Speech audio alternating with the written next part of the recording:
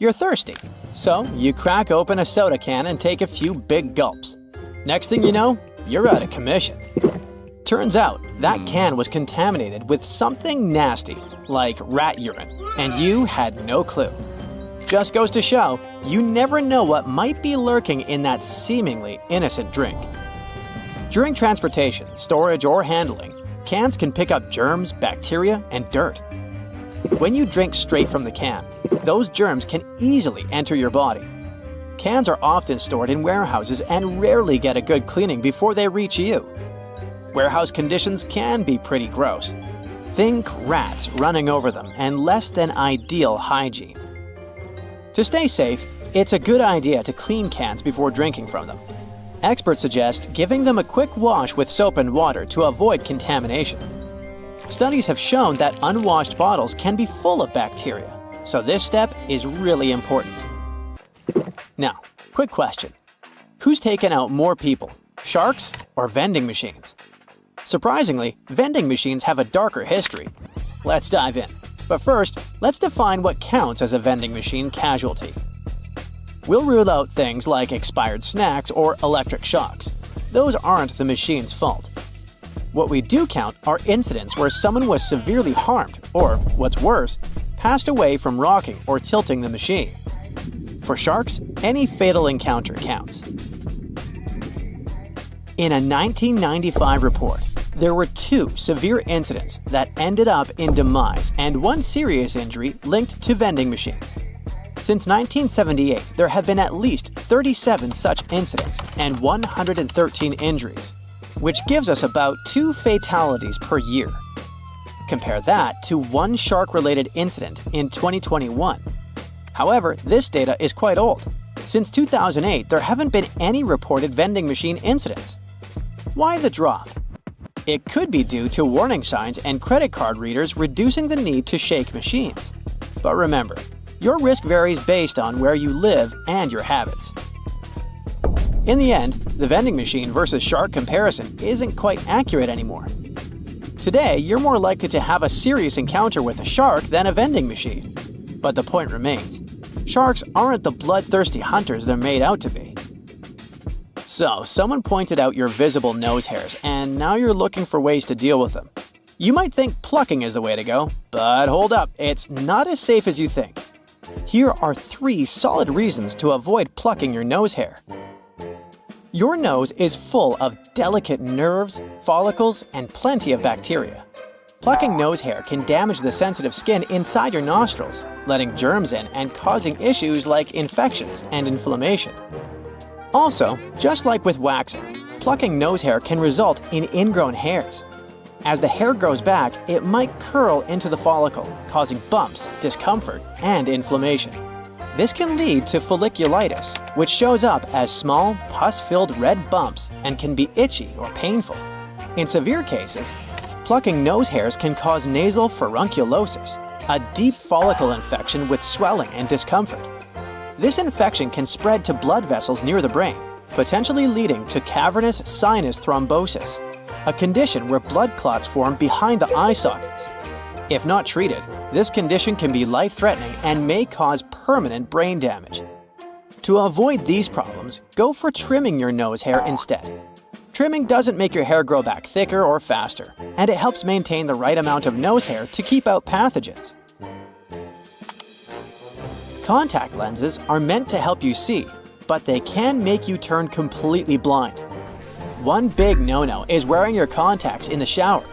It's bad for both your lenses and your eye health. Showering with contacts is like swimming or sleeping with them in. It's a common mistake. Water and contacts just don't mix. You need to keep your lenses clean to avoid any issues. If water gets behind your lens, germs or chemicals like chlorine can get in there and cause trouble. At best, you might end up with sore or itchy eyes. Worse, you could get conjunctivitis from a bacterial infection. In rare, serious cases, you might even face infections, which can sometimes lead to blindness. Most people wear contacts in the shower accidentally rather than doing it on purpose. If this happens, close your eyes right away and carefully step out of the shower to remove your lenses. If your eyes feel sore or look red afterward, contact your optometrist ASAP. Always use the cleaning solution your optometrist recommends to sterilize your lenses before putting them back in.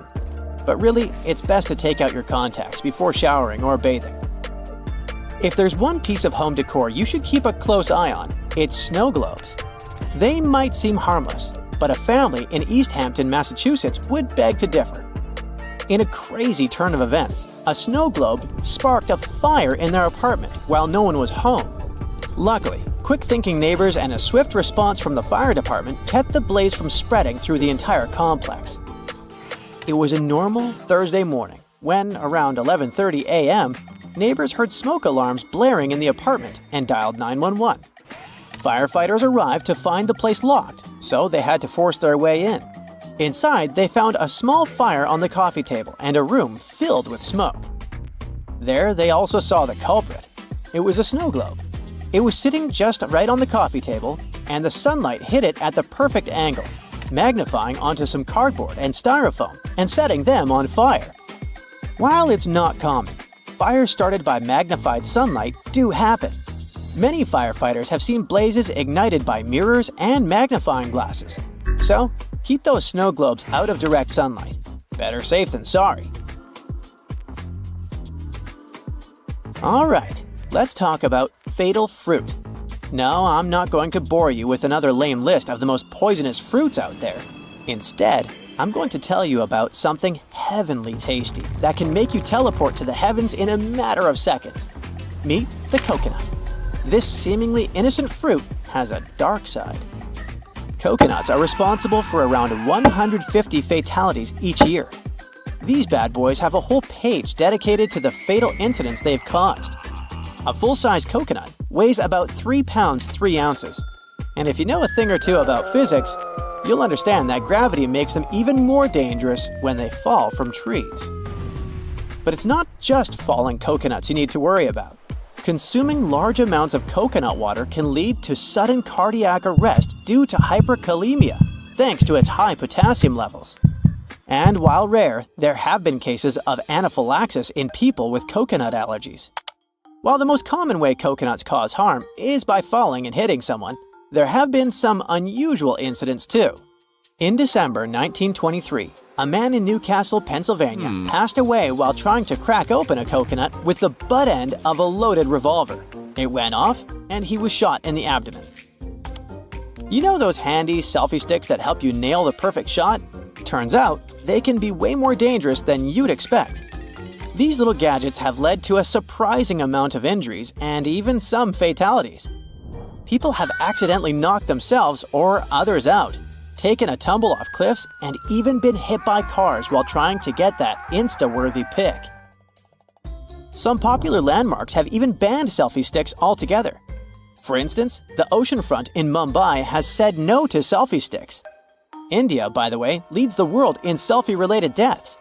Nearly 40% of the 49 globally recorded fatalities over the past 3 years happened there. If you still think selfie accidents aren't a big deal, consider this. From 2008 to mid-2021, a staggering 379 people lost their lives while trying to get that perfect shot. So yeah, it's definitely something to take seriously.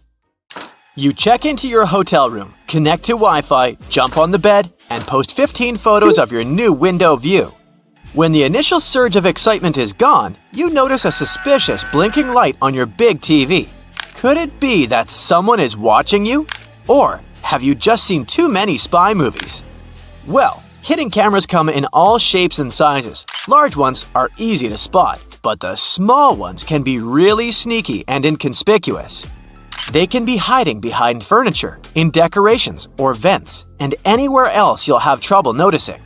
There are even special cameras that can be hidden in everyday movable objects, like alarm clocks, picture frames, vases, and lamps.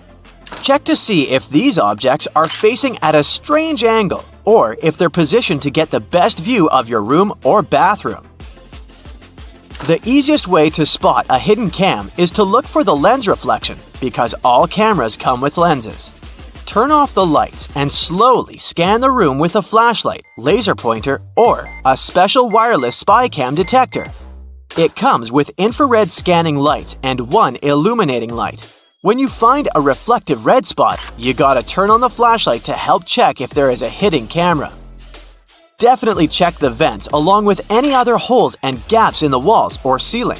Some advanced detectors even show you what the camera is seeing, making it way easier to spot and disable. The detectors only work on cameras that are turned on and working normally though. Your mobile phone can also help you find some hidden threats. Turn on Bluetooth and walk around. See if any unknown devices pop up on the screen. Another idea is to install a network scanner app that shows all devices that are connected to the Wi-Fi network you're using at the hotel. When it's done scanning, study the list for devices called something like IP camera or cam.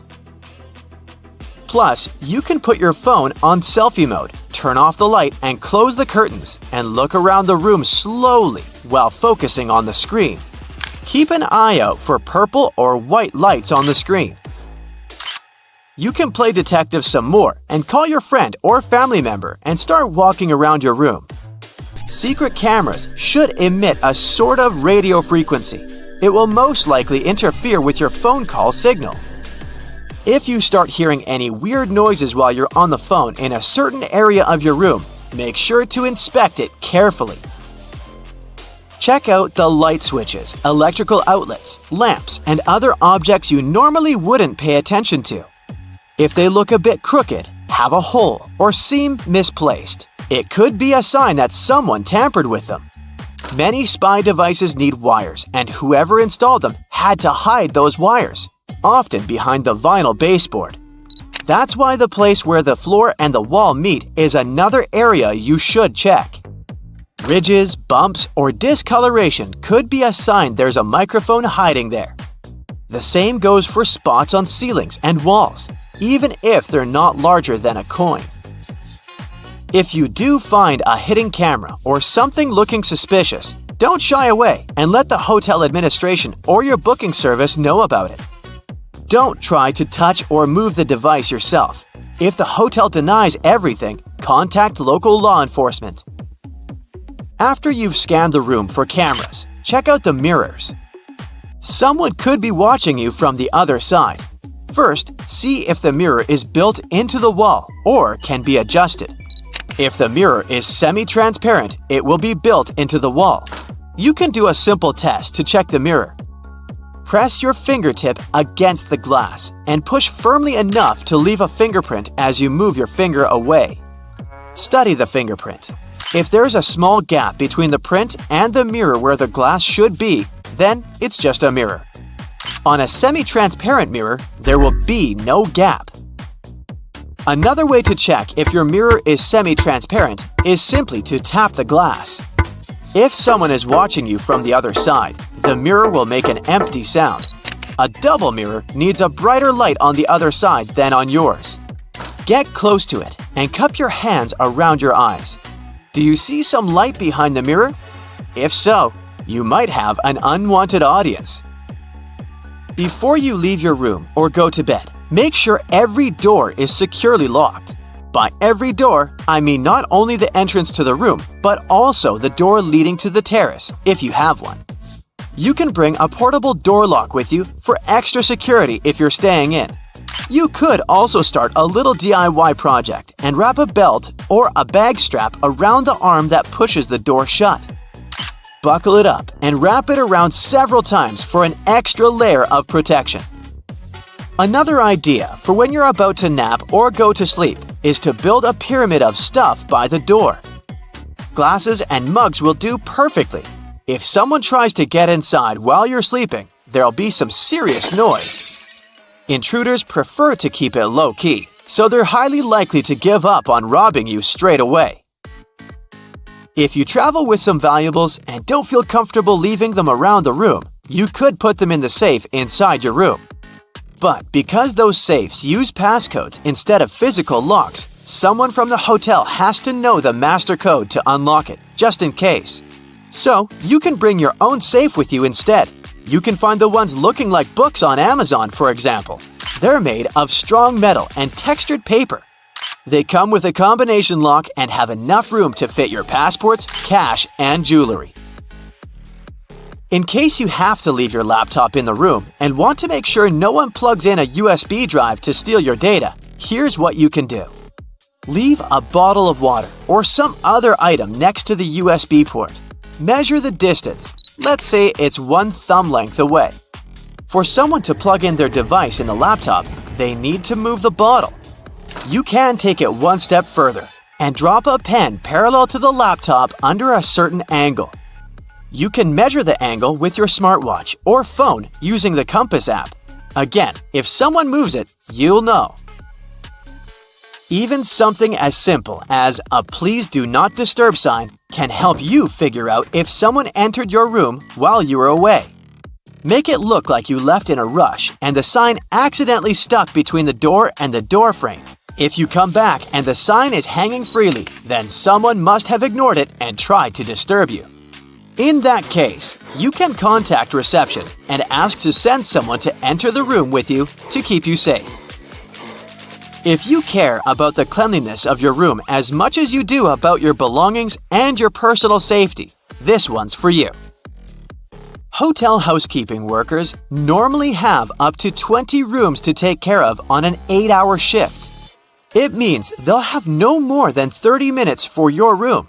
It gives them enough time to make the bed, clean the floors in the room and the bathroom, empty the trash bins, and dust all surfaces. But they rarely have the time to take care of smaller objects like light switches, door and drawer handles, and remotes. And yes, these are exactly the objects you'll be in contact with the most. They can actually have more germs than the toilet. So if you want to be sure those germs won't land on your hands, bring enough antibacterial wipes to clean all those things before you touch them. Well, it's that time of year again, spring cleaning. Making your way outside, you grab the duster and broom to get rid of all those cobwebs on your windows. They don't stand a chance this time. Removing one cobweb after the other, you suddenly notice some weird-shaped mud stuck under the eaves and porch. What's this? It suddenly dawns on you. These have to be mud dauber wasp nests. You're probably thinking there's a swarm of them around with so many nests being side by side. Luckily, mud dauber wasps are solitary insects. Whew! All those little mud huts are filled with paralyzed spiders. Sometimes, even up to 500 spiders can be trapped in these lockers, just waiting for the wasp young to hatch. If the nest has holes, it may indicate the nest is inactive or old, as mud dauber wasps create holes when they leave the nest. If you're not going to remove them, it's best to wait till nighttime when they're not as active. While they're pretty placid, if they feel threatened, they won't hesitate to sting. Looking like someone got halfway through building one insect and forgot what part came next, the mole cricket is one insect that really looks out of this world. With claws like a mole, a body of a cricket, and the head of a shrimp, this critter is like the platypus of the insect world. They're not venomous and will only bite if you trap them inside your hand. And if you really annoy it, it's got something else up its sleeve – the wings. They can spit a foul-smelling brown liquid from their body, just like a skunk. So just let them leave your home and there will be nothing to clean up. Rock pools are teeming with all sorts of plant and animal life. Sea creatures such as starfish, seagrass, hermit crabs, tiny fish, and all types of octopuses. If you come across this tiny blue-ringed octopus, it's best to leave it alone. It's flashing neon blue at you for a reason. This miniature octopus has a venomous bite that's 1,000 times stronger than cyanide, with no antidote available. Don't poke it with a stick or try to pick one up. It's not worth the trip to the hospital or the morgue. Snakes on land are scary, but sea snakes are on an entirely different level. Found in the Indian and Pacific Oceans, there are about 50 different species of sea snakes, and they're beautiful as much as they're dangerous. Luckily, they don't seem to worry about us too much. The Dubois sea snake is arguably the most venomous snake in the ocean, with the big sea snake not far behind. Their venom makes a cobra's bite seem like a walk in the park. The venom of both these snakes is extremely dangerous. Good thing for us that their venom can take hours to cause any symptoms in humans. If they can bite through your wetsuit, that is. Now, if this fly lands on your arm outside, you might just scream a little. Hey, I wouldn't blame you. The scorpion fly, as its name suggests, has a curved tail that looks just like a scorpion stinger. But you can breathe a sigh of relief. This is only used for mating. It also has a long beak-like head that's used to feed after stealing insects from spiders' webs. To find the perfect partner, they love to give the equivalent of a box of chocolates and flowers, except theirs is saliva. How romantic. If you happen to be in Africa, you might just miss this large bird if you're not paying attention. The shoebill will just casually stand still as you walk right on by. Growing up to 5 feet tall with an 8-foot wingspan, the shoebill sounds like an apex predator, though it's anything but. Known as one of the most slow-moving birds, almost statue-like, the shoebill just eats fish near the surface of the water without a care in the world. This bird isn't afraid of humans at all. While they won't naturally come over to talk about the weather, they'll allow us to get close enough for some photos. Now, if you hear a small squeaking sound while you're in the garden, it could be a mouse, a squirrel, or a rhinoceros beetle is letting you know that you are too close. They love to make a racket when bothered.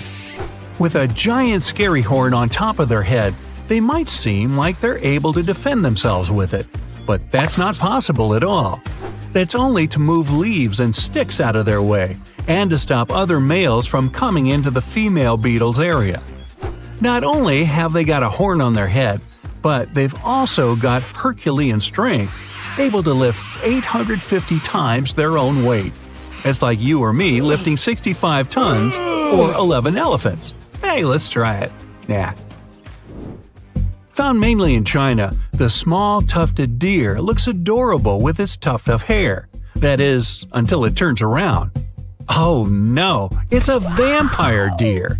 Luckily, this animal doesn't want to taste your blood or wear a cape. Only males grow these during the mating season rather than antlers to fight over territories in female tufted deer. These fangs are more like elephant tusks than sharp teeth. Not only do they have fangs, but they're also known to bark like a dog and flee like a cat when they're scared. Red sky at night, sailor's delight. Red sky in the morning, sailor's warning. No one said anything about a red tide, though. The red tide is a toxic algal bloom that rises up from the seafloor after particularly bad storms. This algae looks a lot like spilled ketchup or rust in the water, but it's much worse for the life around it. Fish and marine life will try to escape once exposed to the toxic algae in their water. It's not particularly harmful to humans who are exposed to it, but if you eat seafood contaminated with its toxins, things can become a bit more serious. So, if the sea is red, just stay out of the water. Some spiders love to show off with bright colors to show they're dangerous. Not the Sydney funnel web spider of Australia. This glossy black spider doesn't need theatrics to prove it's tough.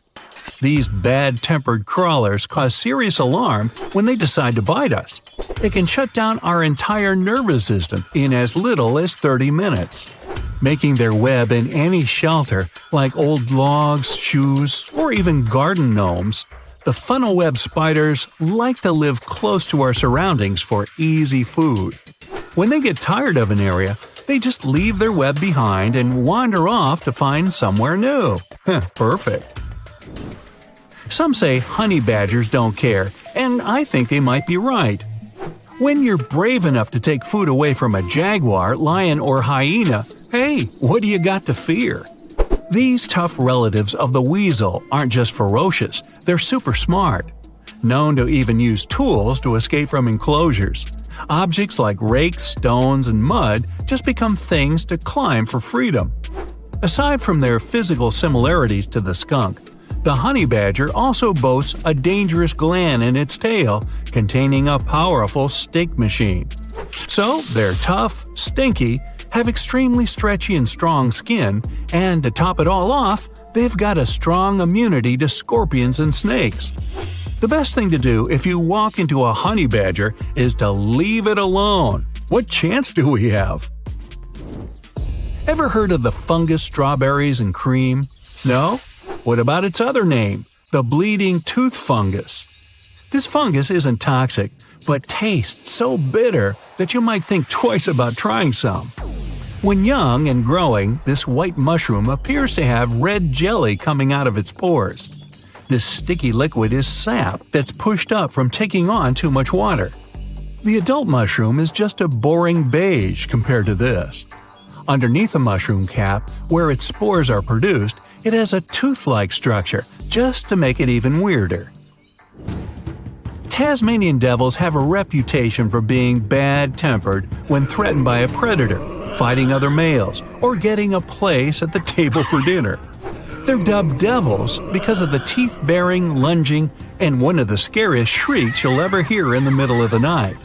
They'll also eat pretty much anything they can get a hold of, too. They don't habitually go for people, although they will defend themselves if they're cornered. With such a powerful bite, you wouldn't want to be on the receiving end. Good thing the Tassie devils would much rather escape as well.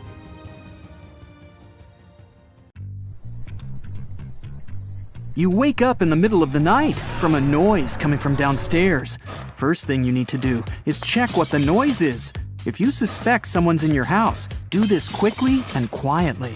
It might just be a mouse that knocked something over. Still, if your suspicions are confirmed and you see someone in your dining hall, look for a way out immediately. Use the fire escape ladder if you have one. Otherwise, a window might do the trick. Still, chances are you'll have to stay put. Grab the phone and call the authorities. Give them your address and explain the situation as briefly as you can. And in a heartbeat, they'll dispatch a unit to your house. Reaching your street, they can't find your house number anywhere. They get there eventually, but only after having followed the numbers from other houses in the neighborhood. By the time the authorities arrive, the burglars already escaped. That's because your house number can barely be seen. It's so tiny. Your mailbox's one is barely noticeable too. Get a new and shiny plaque. Make sure the number's big and visible. This will not only help your guests find your house sooner, but you'll also avoid the authorities missing your house next time. While you're at it, make sure the mailbox number's visible too. Another good way to protect your house is by adding a fence to it if you don't already have one. Make sure it's hard to get through. Use chain link or even metal fencing. Dig it into concrete as well, so burglars can't lift it. If you're okay with a rough look, you can even try out barbed wire fencing. Next up, add lighting to your yard, because if your yard's all dark, it'll be a perfect target for unwanted visitors. Keep a few lamps outside that you can turn on and off. A well-lit yard will let you see what's up outside, and your neighbors too. If they spot someone, they'll call you and the authorities if need be. A spotlight camera is an extra. It usually stays off during daytime and works with a motion detector. It's really bright and lights up when it senses any movement. You can even get one that also starts recording at once. So not only will you frighten burglars, but will also have video proof in case anything does happen. Another thing is a ring camera. Whenever someone rings the door, you can pick it up without even being home. Since your phone's connected to the doorbell, you only need to answer the call wherever you are. If it's someone you don't know and you're smelling something fishy, you can pretend to be home and let them know you're not interested. Dense shrubs in your yard will give the burglar a place to hide, and you might not even notice there's someone trespassing. Keep your shrubbery closely trimmed. It'll not only keep you safe, but also add a bit more shine to your yard. While you're out on vacation, avoid posting your whereabouts on social media. Say someone's had your house on their radar for a while now. You being gone is the perfect opportunity for them to strike. Leave posting the nice pictures you took for when you get back home, and you can keep an eye on things. Oh, and don't show people what you do day to day either. It'll be easy for someone to keep track of your daily schedule and plan an assault for when you're out grocery shopping, for example. This one's obvious, but always lock your home when you leave, even if you think you live in a safe neighborhood. And if you've just moved into a new house, change your locks too. It works for apartments as well, or even if you're just renting a room. You can never be too safe. Always keep the appearance that someone's inside the house, even when it's empty. The first way to do it is leave your television on, or even better, buy a TV simulator. This way, you can program it to turn on and off as you please. I mean, it'd be weird if it was constantly on. It'll save you a couple of bucks as well, because simulators consume less than the real thing. Get a plug-in alarm clock as well, and connect a lamp to it. Set timers for it to go off, let's say dinner time, and for a while at night. You can also get an extra alarm clock and connect a radio to it. If people think you're blasting some tunes, they surely won't try to do anything. Don't forget any valuable items outside, things like your grill, bikes, and any machinery you might have. Store them inside your garage instead, and lock it tight. Security cameras outside your home will let you keep an eye on things, even while you're at work. This one's particularly good if you're extra worried someone's going to break in. Consider reinforcing your door, even if it's relatively new. Instead of breaking in, they might try and completely knock down the door if they're desperate to get in. Get a sturdier one that won't come down easily. This goes for windows too. It's worth investing in a type of glass that won't break when a rock hits it. Or use security film. It's a strong, transparent plastic you put on your windows to strengthen them. Even if your windows break, this film will hold the shards of glass in place. It'll delay the entry by quite a bit, so they might even quit the whole thing. How much mail you've got also lets people know if you're home or not. If there's a huge pile of it, it's clear you haven't checked it for at least a couple of days. So even if your house wasn't a target, it might be now. Get familiar with your neighbors, invite them over for a cup of tea, and talk about your concerns. You'll watch their back, and they'll watch yours. And if anyone suspicious comes around, they'll let you know. You can even ask for a favor or two while you're on vacation. Ask them to park one of their cars in your driveway to pretend someone's at home. While you're at it, give them the key to your mailbox and ask them to take your letters for you. You'll repay them when they go on vacation. Take a walk around your house and put yourself in the mind of a burglar. What would you do to get in? There's a tree there that you can climb to reach the second floor. Or maybe it's just too easy to climb the pile of junk that you've got there. It's worth getting rid of both to keep the top floors hard to reach, and no one will be tempted to break the top windows and try to get in like that. If you've got a mail slot in your front door, be aware of mailbox phishing. It's where a burglar puts a pole straight through the mail slot and fishes for keys, or maybe even tries to unlock the door. Get a mailbox cage. This way, if they try to do this, they won't get far. Valuables inside the house are another thing. Keep them out of sight as much as you can. The safest thing you can do is get a safe. But otherwise, you can get decoy items just in case burglars do get in your house. Keep a few fake gold bracelets next to your bedside table. They'll think they've scored big time when, in fact, they're going home empty-handed. If you've always wanted a pet, now's the time to get a dog. Make sure it has a cozy place to sleep outside, and as a thank you, it's going to protect your house. As soon as it hears someone step foot in the yard, it'll warn you by barking. Not only that, but it'll wake up the entire neighborhood too, which will bring even more attention to what's happening. Don't ever put up a calendar, or all of this will be for nothing. Say a burglar comes out the back and just looks through the window. If they spot a calendar with the exact dates you're going to be away, none of these tricks will work because they'll know better than to fall for them. And as a last resort, you can get a panic button and keep it next to you when you sleep. You can program it to call the authorities with the press of a button. With that, you'll have alerted them that your house is being invaded. Burglaries are on the rise in your neighborhood, and you have concerns about whether your house might be vulnerable. You have no surveillance system, so tonight, you're placing some foil over the front door handle before you go to bed. This will help identify if someone sneakily tries to enter while you sleep. You wake up the next morning, and it appears the foil is slightly ripped. Someone has been here, and they're sure to return. Another option is to put a mug on the doorknob. When the knob turns, the mug will fall, causing a noise to wake you up, and hopefully deter the intruder. Your main concern is that a tradesman stopped by recently. He said that he was working next door and asked to use your toilet. You refused and felt bad at the time for being rude, but it was a very smart move. About 60% of burglaries in the USA are made by someone you know or have met before. That tradesman, while going to the bathroom, could have adjusted something in your house to make their return entry a little easier. They may have wanted to take a closer look at what security system is installed, check the structural integrity of your home, and found out what valuable loot you might have. Finally, today you're going on vacation. You need to prepare your house and make it as safe as possible. A full post box is the first thing a robber will look for in a target. Your neighbor will need to take your mail while you're away. A well-manicured property is a clear sign that you are always there. You've always kept your lawn mown and hedges trimmed, so you will need to arrange for someone to do this while you're away. If it was winter, any untouched snow around your house would also make it a target. Having a neighbor make pretend footprints that show recent activity will also provide a deterrent. There are many types of hedges that act as a great first defense. Luckily, you have sharp-leaved shrubs along your fences.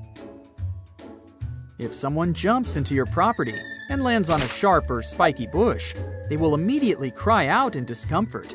This will alert your neighbors of an intruder. And the foliage will also catch fragments of clothing that could be used as evidence later. In preparation for your trip the week before, you opened and closed your curtains at random times throughout the day. You made sure there were no clear patterns, so it won't matter if they're left open while you're away, just in case someone was scouting your property. Burglars spend several days walking or driving through neighborhoods, identifying the behaviors of each house. One thing they don't really like is a neighborhood watch. Criminals do their research before they start scouting, and will avoid these areas. Something for you to organize when you get back. Now, move all your expensive electronics away from the windows, so there's nothing of value in clear view. Put them inside a cupboard or a concealed room. Don't worry about TVs. They're too large and take effort to move. The criminals are more interested in the smaller devices, like an iPad and gaming devices. Put your small expensive items, like jewelry, in boxes and hide them away in a secret location. Surprisingly, a kid's room is a good spot. Burglars have admitted to never going into them, as there's nothing of value in toys. Take photos of all the serial numbers on your electronic devices and create an inventory for insurance purposes. 95% of break-ins are done by force, so it's time to reinforce your windows and doors. You can make it even more difficult for the crooks. Remove all stools, chairs, and ladders in the backyard and put them into your garage. Otherwise, they will help provide easier access points to higher entrances, like the air conditioner box. This is one of their favorites. Without a way to reinforce it, it's easy to tear off and creates an entrance. Don't make it easier for them with a step-up. Burglars can break down a weak door within 1 minute. Install a metal frame instead of wood for more support. The hinges and lock should have adequate strength to withstand being kicked long enough until they give up. With the lock as the remaining weak spot, this can easily be picked by an experienced thief. A simple protection lock that holds it in place will make sure it won't budge. The hinges on your garage door swing outwards, which makes it vulnerable and can be accessed by taking the pins out of the hinges. Replace them with tamper-proof pins so they can't be removed. And lastly, the garage overhead door is one of the first places a burglar looks to access. They don't have a lock that fully secures them. Attach a padlock on the latch connecting it to the track, holding it in place.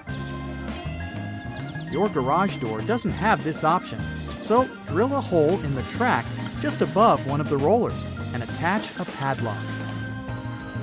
Robbers are scared of dogs, the territorial and loyal guardians of the house.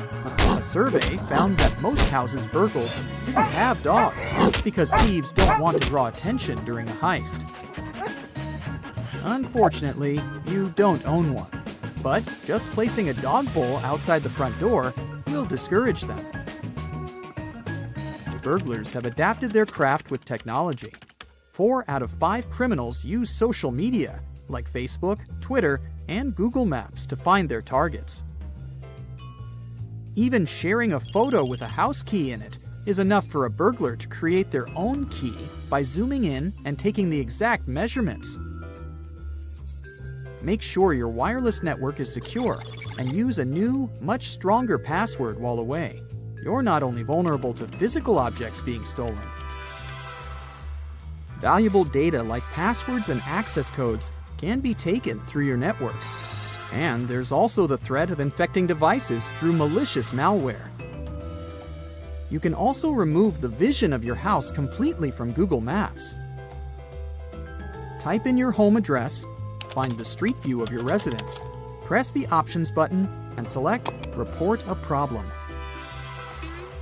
You'll be taken to a screen with an image of your home, with the option to move a red square to cover your property. Request it to be blurred under the option My Home and enter your exact address. It will only take a couple of days to be processed. Don't leave the radio on while away. It won't help. Through the burglars' method of scouting houses, they take note of radio and TV sounds. When they return, they check if they're still on, which just makes it easier to confirm that no one's home. An alternative option to show active presence at home is by making your own audio, something that plays ambient noises randomly throughout the day, with footsteps, conversations, and a dog barking. Leaving your lights on is also not a good idea. Someone spying will notice your house easier, especially at night, and you'll be further robbed on your electricity bill. You're just about ready to leave on your vacation and need to take the trash out. If you have some large boxes, break them down so they can fit inside the bin. Hide any clues about what valuables you recently received. Last check, all the doors are locked and no windows are left open. Now you can finally enjoy your trip. But as you enjoy yourself in your picturesque location, leave any snaps on your phone while you're over there and post them online only when you return. If you do share your photos while you're away, it will have made all your preparations pointless. Every criminal in the area will know you're not home. But with 2.5 million houses burgled annually in the USA, a house without a modern security system is 300% more likely to be broken into. When you get back from your break, it will be a great idea to install one. Did you know that most break-ins take place in the middle of the day? The FBI says burglaries happen midday because people are outside the house. Don't let your home be an easy mark for theft. Here are 10 tips to protect your home and some security items you might need along the way. Number 1 on our list is portable door locks. They aren't just designed for regular houses. Let's say you stay in a rented house where other guests also come and go. You can carry one of these portable locks with you. Many rooms have secondary locking mechanisms besides the regular lock, like security chains attached to the door, but you shouldn't always rely on them. These mechanisms are only held by screws. It means they're easy to dislocate. There are many portable lock models, so what should you look for? Ease of use is the key for installation and removal in case of emergency. Most inward swing doors are suitable for these items. Add-A-Lock is a good example. You can find it on Amazon. It's fairly inexpensive, has a versatile design, and most importantly, comes in one piece. It takes seconds to upgrade your safety. You insert the claws into the door's strike plate and then close the door. It'll be held in position with a handle. There you go. Burglars don't hang out in your house or bother stealing heavy stuff like TVs. They want to get in and out in under 10 minutes. What you should do is take some precautions to slow them down. Laminated glass is great for this. You should consider investing in it. Normal windows that are made with tempered glass can shatter easily, but laminated windows are like shields. They can crack but not break apart. Instead of making smashing noises and grabbing attention, the burglar will probably leave. The structure of laminated glass is different from the regular one. It holds the piece intact even after a strong impact. Laminated glass windows are 100 times stiffer and 5 times more durable than standard. What makes these types of glass so special? Firstly, it's made with layers. There are 2 layers of glass, and there's a vinyl material in between that helps keep the 2 layers intact. As a bonus, laminated ones have a soundproofing feature. 2 birds with 1 stone.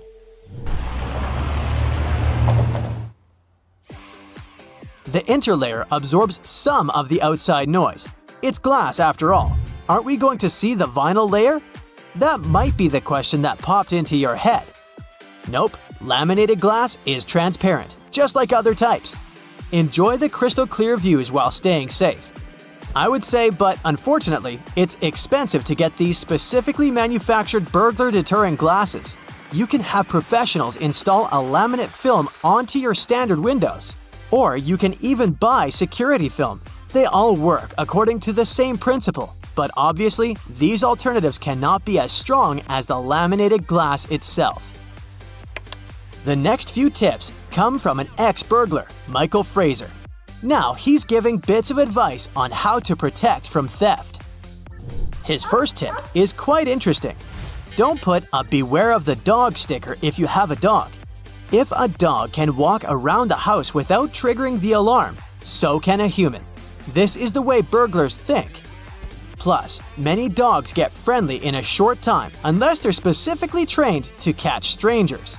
Otherwise, they can easily be put in a room and, well, you know the rest. Bye-bye to precious items. Advertising your house for sale online is a standard procedure to attract potential buyers, but also thieves. With your innocent pics, burglars can have floor plans with virtual tours. They can easily spot the entry and escape routes. Sounds like a perfect plan to rob a house. Number 5 is buying a home security system. It helps prevent thefts and notifies you if that happens. According to the data, homes without a security system are almost 3 times more vulnerable to break-ins. There are numerous ones to choose from. Some are pricey, but luckily, there are affordable options too. You don't even have to call professionals. This do-it-yourself security system from Amazon is an example of a budget-friendly gadget with useful features. These types of devices are designed to be easy to install. You'll be guided through an app for the software and for the product itself. Bonus, you won't have to deal with screws, tools, or drilling. They have fast emergency dispatch that can notify the authorities if you say so. Since it's easy to set up, it's perfect for short-term residents too. Remember I mentioned that if a dog can walk in the house, so can a thief? Well, technology is not in favor of thieves. These types of devices can now detect intruders and be friends with your pet. The sensors can be put in the window, doors, and corners, but still be adjusted to avoid fake alarms by the pets. Another device to add a layer of protection to you, especially in shared residences like dorms, is a doorstop alarm. These devices are very compact, so you can put them in your luggage and take them on your dream vacation. You can use it in your daily life. A doorstop alarm can be used on any door as long as you place it inside. It works as a door wedge, but it keeps the door closed. How does it work? When the alarm is triggered, it will keep the intruder outside the door and activate a noise alarm. It can wake the owner of the house or neighbors. This one, again, can be easily found on Amazon. Ex-burglar Michael also recommends thinking like a thief. Ask yourself, how would I get in? It's a great starting exercise for discovering vulnerable spots. Walk around your home. Is there a window that can be easily opened? Oh wait, is it your laptop on the desk that can be seen from the street? Speaking of the street, if you buy a new electronic device like a TV or a computer, don't leave the empty cartons displayed near the trash container. This looks like an invitation to thieves. They will know that you have expensive electronics inside the house. Instead, break down the cardboard boxes and then put them away for recycling. Unfortunately, first-floor windows are entry points in 23% of home break-ins. To prevent this, you can purchase a wireless alarm kit. When it comes to the front door, installing a double-key deadbolt can be a solution.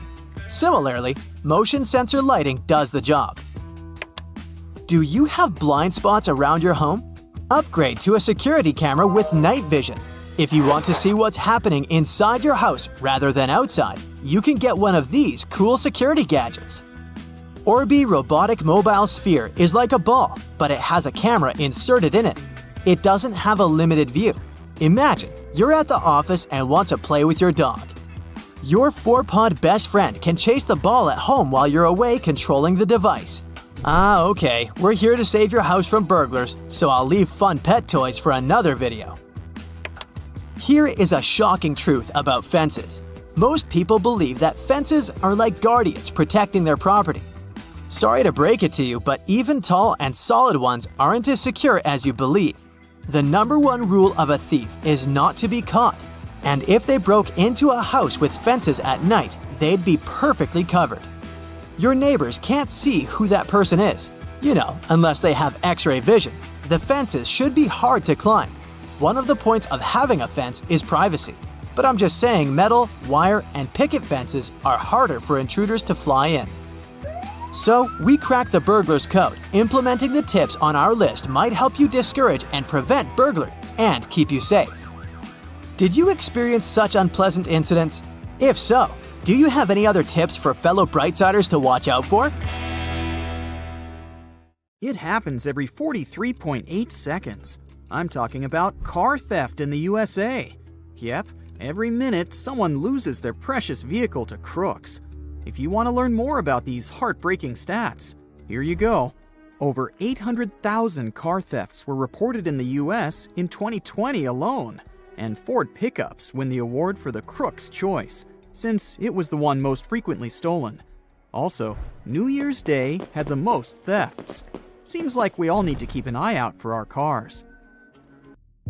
First things first, it's very unlikely that someone may steal your car while you're on the move. But once you park it, it gets way easier. So, you need to park responsibly.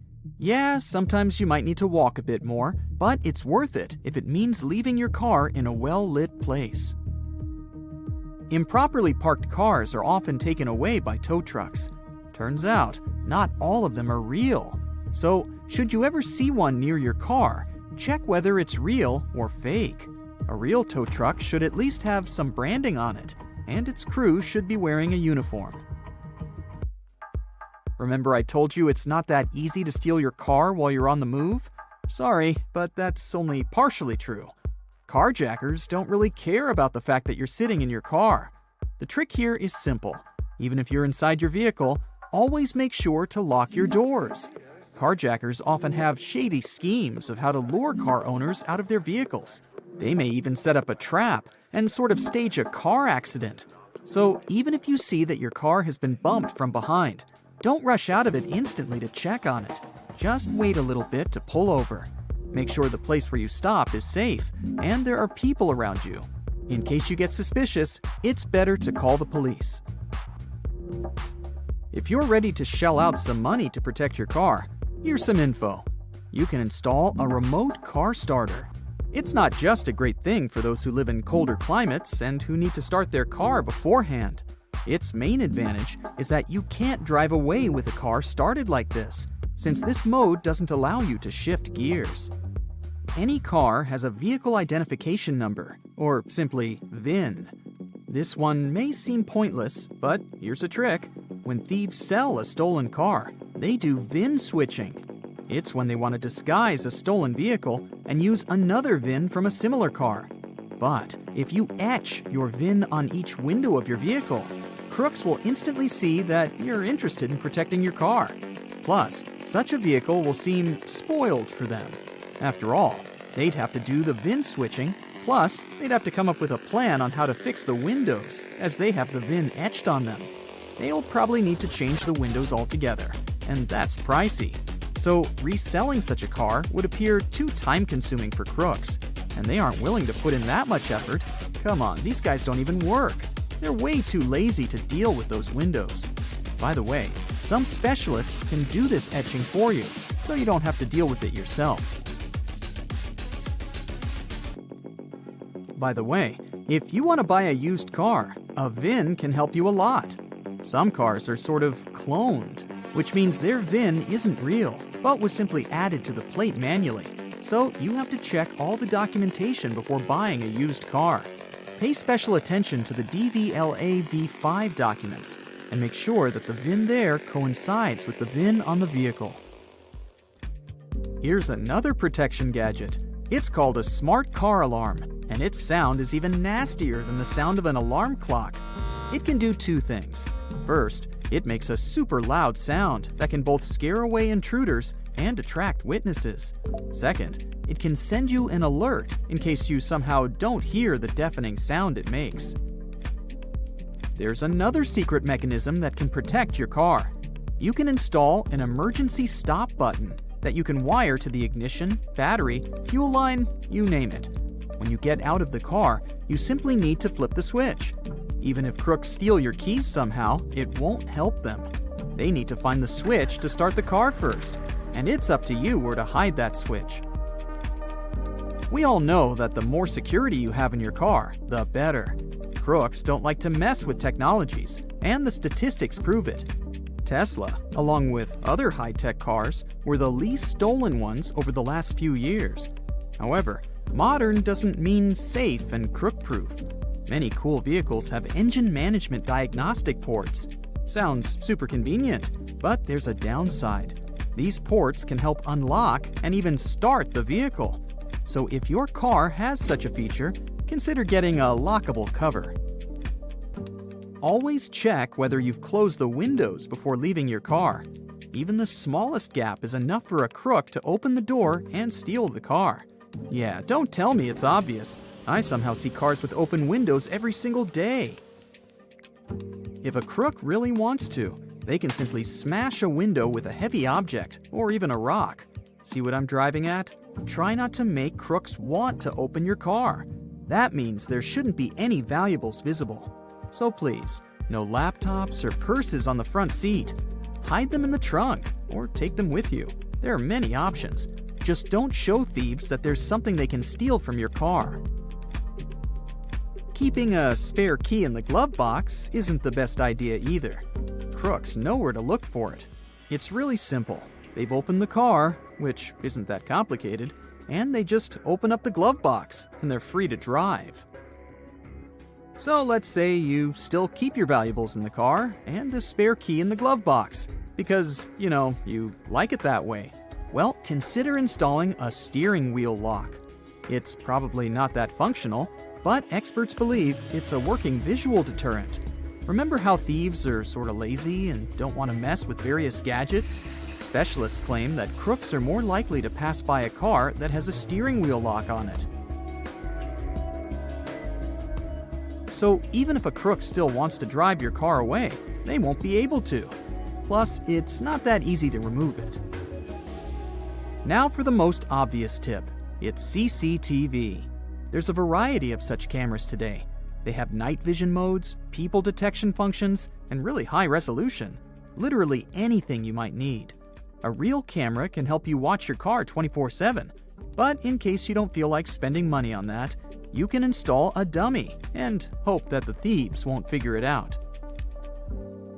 Okay, let's imagine the worst. Someone ignored all of these simple tips and got their car stolen.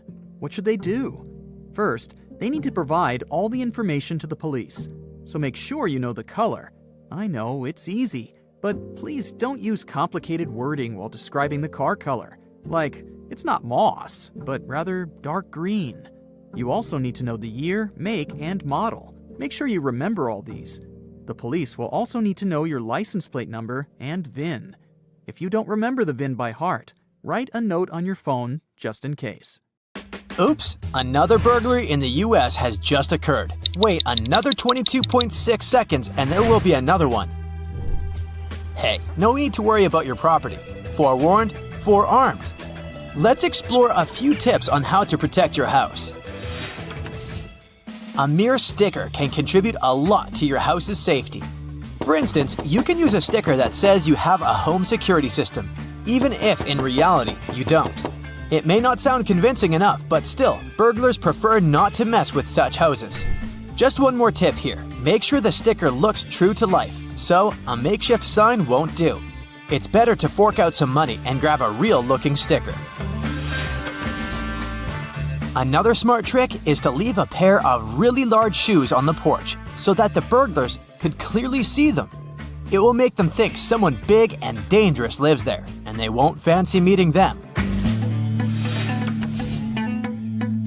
Right, now let's inspect your door. I hope you don't leave the keys under the doormat. The only things you can leave under the mat are the cookies or chips.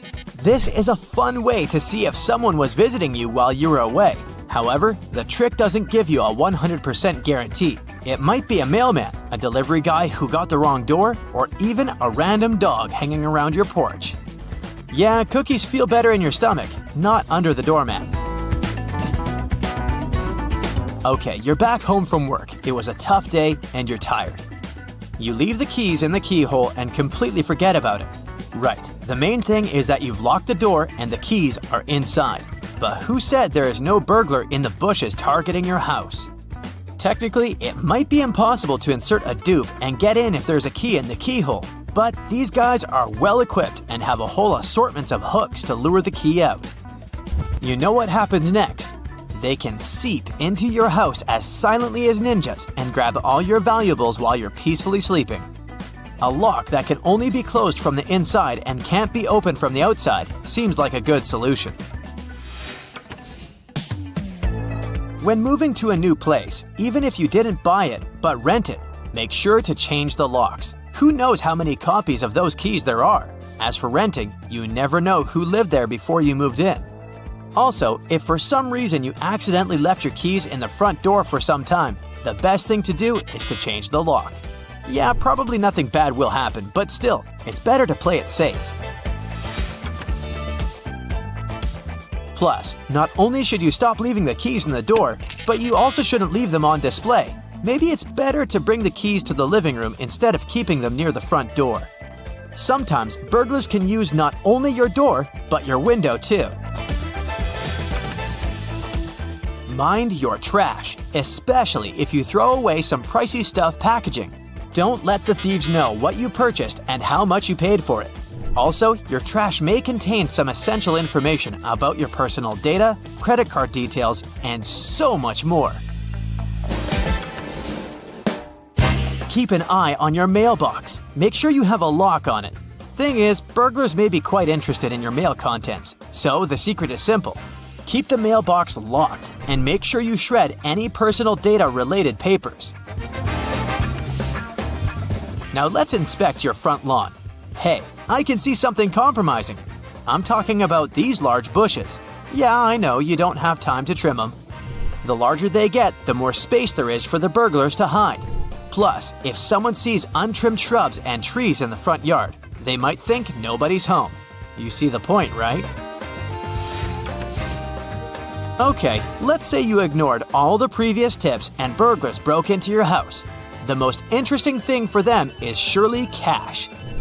If you don't have any cash at home, you can skip this tip. But if you have valuables, get creative. Cash can be stuffed into a plastic bag and hidden in a large container with some leftovers. Also, you can place that plastic bag into an old detergent bottle you keep in the storeroom or the kitchen. Burglars aren't likely to look for your stash there. A couple of don'ts here. Hiding cash or jewels in a prescription pills container isn't that smart. And yeah, a freezer isn't the best option either. Many burglars like to check it in the first place. Time to see if you keep your keys right. If you keep your car and house keys together, you might want to reconsider it. First off, imagine you lose them and burglars somehow know where you live. Not only will they grab what they want, but they'll also have a vehicle to transport all your hard-earned belongings. Keep an eye on your garage keys, especially if it's possible to sneak into your house through your garage. Even if it isn't, who said there are no valuables in the garage? However, there are no limits whatsoever for burglars. They can sneak into houses even through small windows. The reason why they prefer doors is that it's the safest way, while squeezing through the window can get scratches, and it's not that they don't want to spoil their looks. The thing is, if they leave their DNA, they can be traced. However, crooks are careful about not leaving their traces. For instance, a report from England claims only about 3% of burglars leave forensic evidence. To protect yourself at night, there are several options. Number 1, insert a large paperclip or a bobby pin inside the keyhole. You can use a spare pair of keys if you have them. This way, you'll make it extremely hard, if not impossible, for the burglars to use the key dupes. Number 2, barricading is an option. It can be a heavy chair, a bookshelf, you name it. I mean, why not if it makes you feel safe? If your door opens outwardly, a jammer could do a great job for you. A chair can be super handy. Secure it under the doorknob. It's not the most powerful security system, but at least it does its job.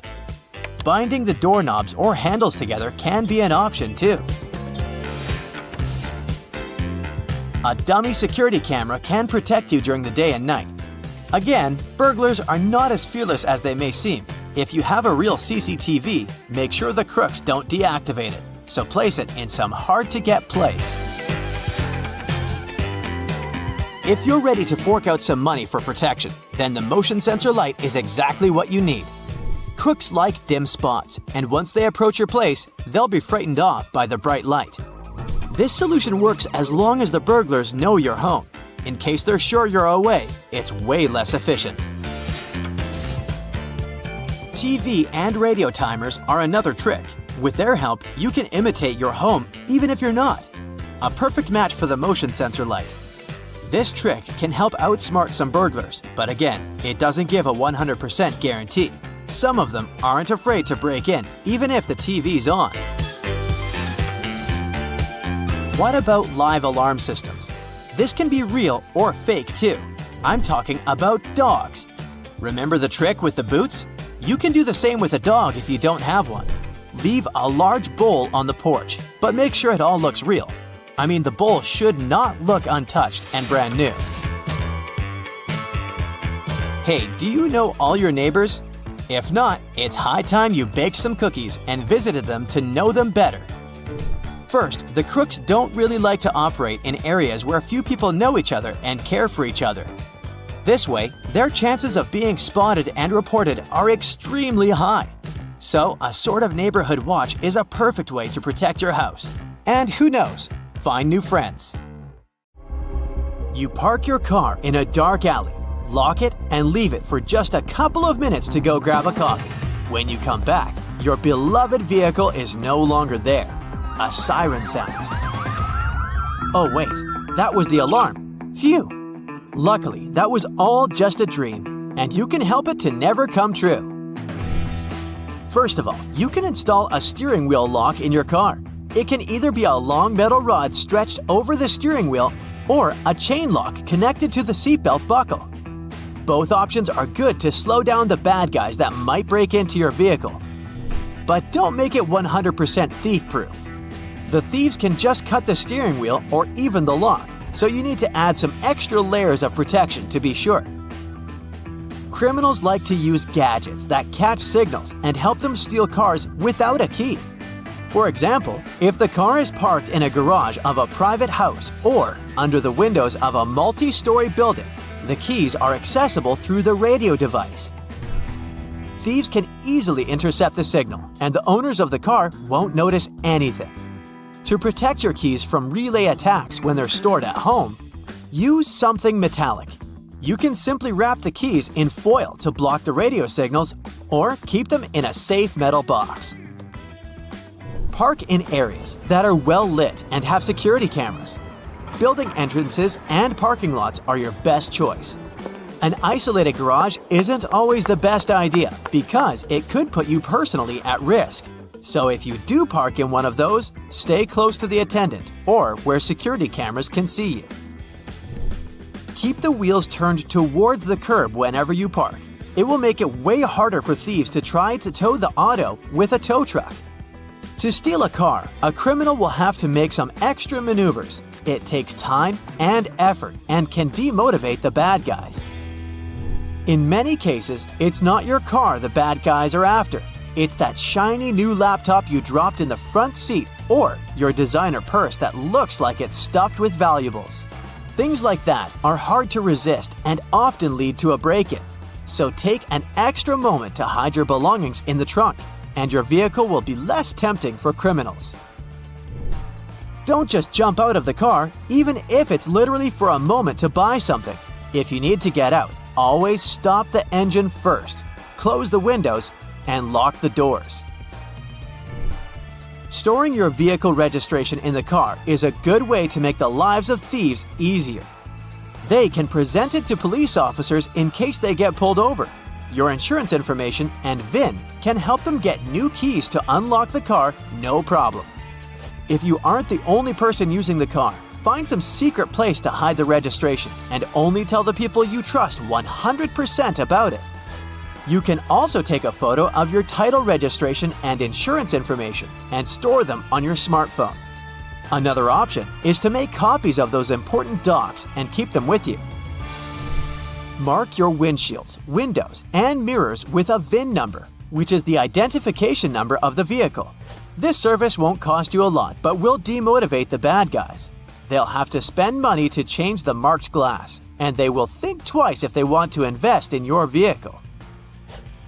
You can also play spy and leave marks on different parts of the car with an invisible pen, or cover it in microdots with your ID details. This won't stop thieves, but it will make it easier to track the vehicle if it gets stolen. If you know that you'll have to leave the car somewhere new and you don't feel like it's a safe place, hide an old switched-on phone or tablet in it. Make sure you have a way to track it. Then, the Find My Phone feature will help you locate the phone and the car in a matter of seconds. You can either get a cheap data plan for real-time tracking or rely on GPS. It should work even without a SIM card. Protect your side mirrors from thieves with special covers. You can find models that come with locks made from anti-cut materials. The cover will also protect your side mirrors from scratches and scuffs and extend their lifespan. Plus, you can go creative and choose covers with your favorite team's logo or something else that's important to you. Not a bad idea to customize your vehicle on a budget, right? Car thieves use different schemes to distract your attention. A piece of paper stuck to the rearview window, a plastic bottle over the wheel, or a shirt on the trunk of your car. These and other small things will likely get you out of the car. The bad guys can also pretend to be nice and helpful and to tell you to pull over because there's something under your car. The idea here is, again, to get you out of your car and let them steal it. So instead of going out, close the windows, lock the car doors, and don't go out if there's someone suspicious hanging around. Criminals aren't the only bad guys who can do your vehicle harm. Harsh winter weather can be a problem too. If you don't want to find your wipers stuck to the windshield and scrape them off every morning, leave them up when you're not driving. You probably heard it's a bad idea because it ruins the arm's spring and can tempt someone to steal your wipers. Don't worry, the springs don't lose their elasticity, and there aren't really many people who are after your wiper blades. In case you forget to put the wipers up and find them safely stuck to your windshield, try running the AC. Cold air will defrost the windows just like warm air. It works by dehumidifying the air. If your lock is frozen and you can't get inside your own car, treat it with some hand sanitizer. That substance can melt the ice without a problem. To prevent your windshield from getting frosty, mix 3 parts vinegar and 1 part water and spray that solution on the windows overnight. It'll save you some scraping time in the morning. Always keep your gas tank more than half full in cold weather. Moist air will be happy to fill any empty space above the fuel in your tank. And that air will condense to water in the cold. Water is denser than gasoline, so it settles at the bottom of your tank. When enough of it accumulates, it'll go through the fuel line to the engine, and that's not really good. To protect your favorite car from rust, wash your vehicle regularly. Something as simple as that can be the difference because dirt damages the protective layer of clear coat and paint and makes it easier for rust to sneak in. Don't forget to wash the undercarriage of the car and the wheel wells. Make sure the car paint isn't chipping or peeling. You need that layer to protect your vehicle from the elements. In the cold season, salt from the road can also cause some rust spots. To avoid that, you should at least rinse the car every week, even in the winter. And don't forget to wax it at least twice a year. That's another good way to keep your paint looking good as new and protect it from UV rays. One more thing is to keep the inside of the car clean. If you spill something inside, always mop up the liquid. You don't want it to seep further and hit the metal parts. This is exactly how rust forms. If you receive a text that has 3 simple, seemingly harmless words, "Would you kindly?"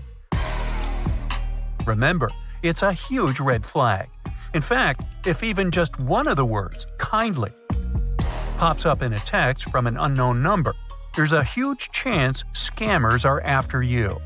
Tim Bajaran, a technology expert with 40 years of experience, explains that it's all because people in the U.S. don't often use the word kindly in everyday language. You're more likely to hear or read kindly in countries that were once under British influence, like Nigeria or India. There, English isn't the main language. There's a huge chance that someone living in one of those countries, and probably sitting in a boiler room full of tricksters, sent you the message. Same goes for help messages. Scammers often pretend to be tech support, saying there's an issue on your device and they'll help you fix it, but it's really a trick. Anti-fraud experts warn that if you get any message that you didn't ask for, whether it's a text, robocall, social media message, or email, it's smart to be extra careful. If you didn't start the conversation, it might be someone trying to trick you. Scammers know people are getting better at spotting tricks, so they've changed their approach. They use AI to have perfect grammar and spelling. They might start with a friendly message like, "Did I miss you today?" or "Hi, how are you?" or "I'll be late for the meeting." If you reply to these messages to say they've got the wrong person or ask who they are, they'll try to fool you somehow. Scammers use these friendly openers to build trust and pretend to be nice. Once they win over your attention, they might ask you to invest in something like cryptocurrency, or say they're in trouble and ask for gift cards, but it's all a trick. The best you can do with any random message you didn't expect, whether it's a text or email, is to just delete it. If the message says it's from someone important, like your bank or the IRS, don't click on any links or open attachments. If you're unsure whether the message is real, you should log in directly to your account at the official website, not through any links in the message. Another safe thing you can do is call the bank or company using their official phone number to check if they really were trying to contact you. It's important to report scam messages because law enforcement can use the information to see how big the problem is and put more effort into solving it. Another big scam that's happening more and more lately is the pig butchering scheme. But don't worry, no pigs are involved. It's called that because scammers spend some time fattening up their target first. They start talking to you on social media or a dating app and become friends, or even act like they're interested in a relationship with you. They chat and get close over weeks or months, and then, once you trust them, the scammer suggests investing in something that sounds promising. It could be a new cryptocurrency or a special stock trading site. When you invest a lot of money, hoping to make even more, the scammer then butchers the relationship and disappears with all the money. So, you gotta double-check any online investment opportunity and try not to share too much personal information with new online friends. Now, in a job offer scam, you might get an email about a job that sounds interesting, even though you didn't apply for it. Here, you need to remember the golden rule of safe online surfing. If the offer sounds too good to be true, it probably is. The job is often something unusual, like being a mystery shopper or a position that doesn't require any special skills. If you say yes, your new employer will send you a check or money order to pay you, but the amount will be way more than they promised. They then tell you to keep part of the money and send the extra back to them. And here comes the trick. That check or money order they sent you was fake. So, when you send them the extra money, you're actually sending them your own money. And once you realize the check was fake, it's too late. Scammers use this trick a lot, especially on popular job sites. So, it's important to be careful and double-check any job offer that seems suspicious. If you receive a phone call from someone who works for Microsoft or another big tech company and offers to make your computer faster, don't get too excited. If you accept the offer, they will send you an email and you'll click on a link to download a program that lets you control your computer from far away. Once they're in, they can put malware on your computer, which lets them see your files and steal important personal information. To stay safe from these kinds of scams, ignore unasked-for advice from strangers. Real companies won't call you to fix your computer out of nowhere. And please, never allow remote access to your computer unless you know and trust the person. If someone calls you, ask questions to make sure they're who they say they are. Scammers often give up if they see you're being cautious. Now, sometimes scammers will make fake quizzes or surveys to trick people into giving away their personal information. These quizzes might start with fun, harmless questions, and once you get hooked, they'll ask you for personal details like your address, birthday, or even bank information. They often promise rewards or prizes to make people feel comfortable sharing more. But the real goal is to gather information that could be used for identity theft or fraud. To stay safe, only trust surveys from websites or companies you know. Look them up if you're unsure. If the quiz suddenly redirects or opens more windows, that's usually a sign of something suspicious. Some quizzes ask for access to unnecessary personal info. Be cautious and say no if it feels strange. Now, another form of scam is voice phishing, when someone pretends to be an official over the phone and asks you to provide your data. Always check with your bank, hospital, or whoever the scammers pretend to be if they really need your data. It can also be a robocall that asks you to contact some phone number to claim your prize. The robot can offer you to press a certain button to stop communication with it for good. Ignore it. You'll just sign yourself up for more robocalls because they know you're a real person. Now, some bad guys that practice phishing are after your voice. It's as unique as your fingerprint, iris, and DNA. A simple yes or "I'm listening" can help fraudsters generate a sample of your voice. If they get that and some other data from you, they can access even more personal data and do some operations pretending to be you. AI tools can change recording of your voice seamlessly into something you never really said. So the best you can do is hang up without saying a word. To keep your personal data safe, you gotta get creative when you answer security questions that can give you access to your account when you forget your password. Don't select the same security questions across multiple sites. If one answer is leaked, then they'll have access to all your accounts. If someone's after your data, they can easily find out the name of your elementary school, favorite food, or pet. So don't give away these clues online or use fictitious information as answers to your security questions to keep them unhackable. In case you have your pet's name as a password, don't share pictures of it signed with that name. Invent a passphrase of random words instead of a password. But the best you can do is not use the pet's name as a password and get a special app to create a stronger password for you instead. Finally, Be careful when you're shopping online or typing in some other sensitive data in public places, because shoulder surfing is a real thing. If they glance at your screen long enough at a coffee shop, in a shared workspace, or on a bus, they can easily steal credit card information, passwords, or shipping addresses. Try to position your screen in such a way that no one but you can see it. You can get a privacy screen protector or filter to be on the safe side.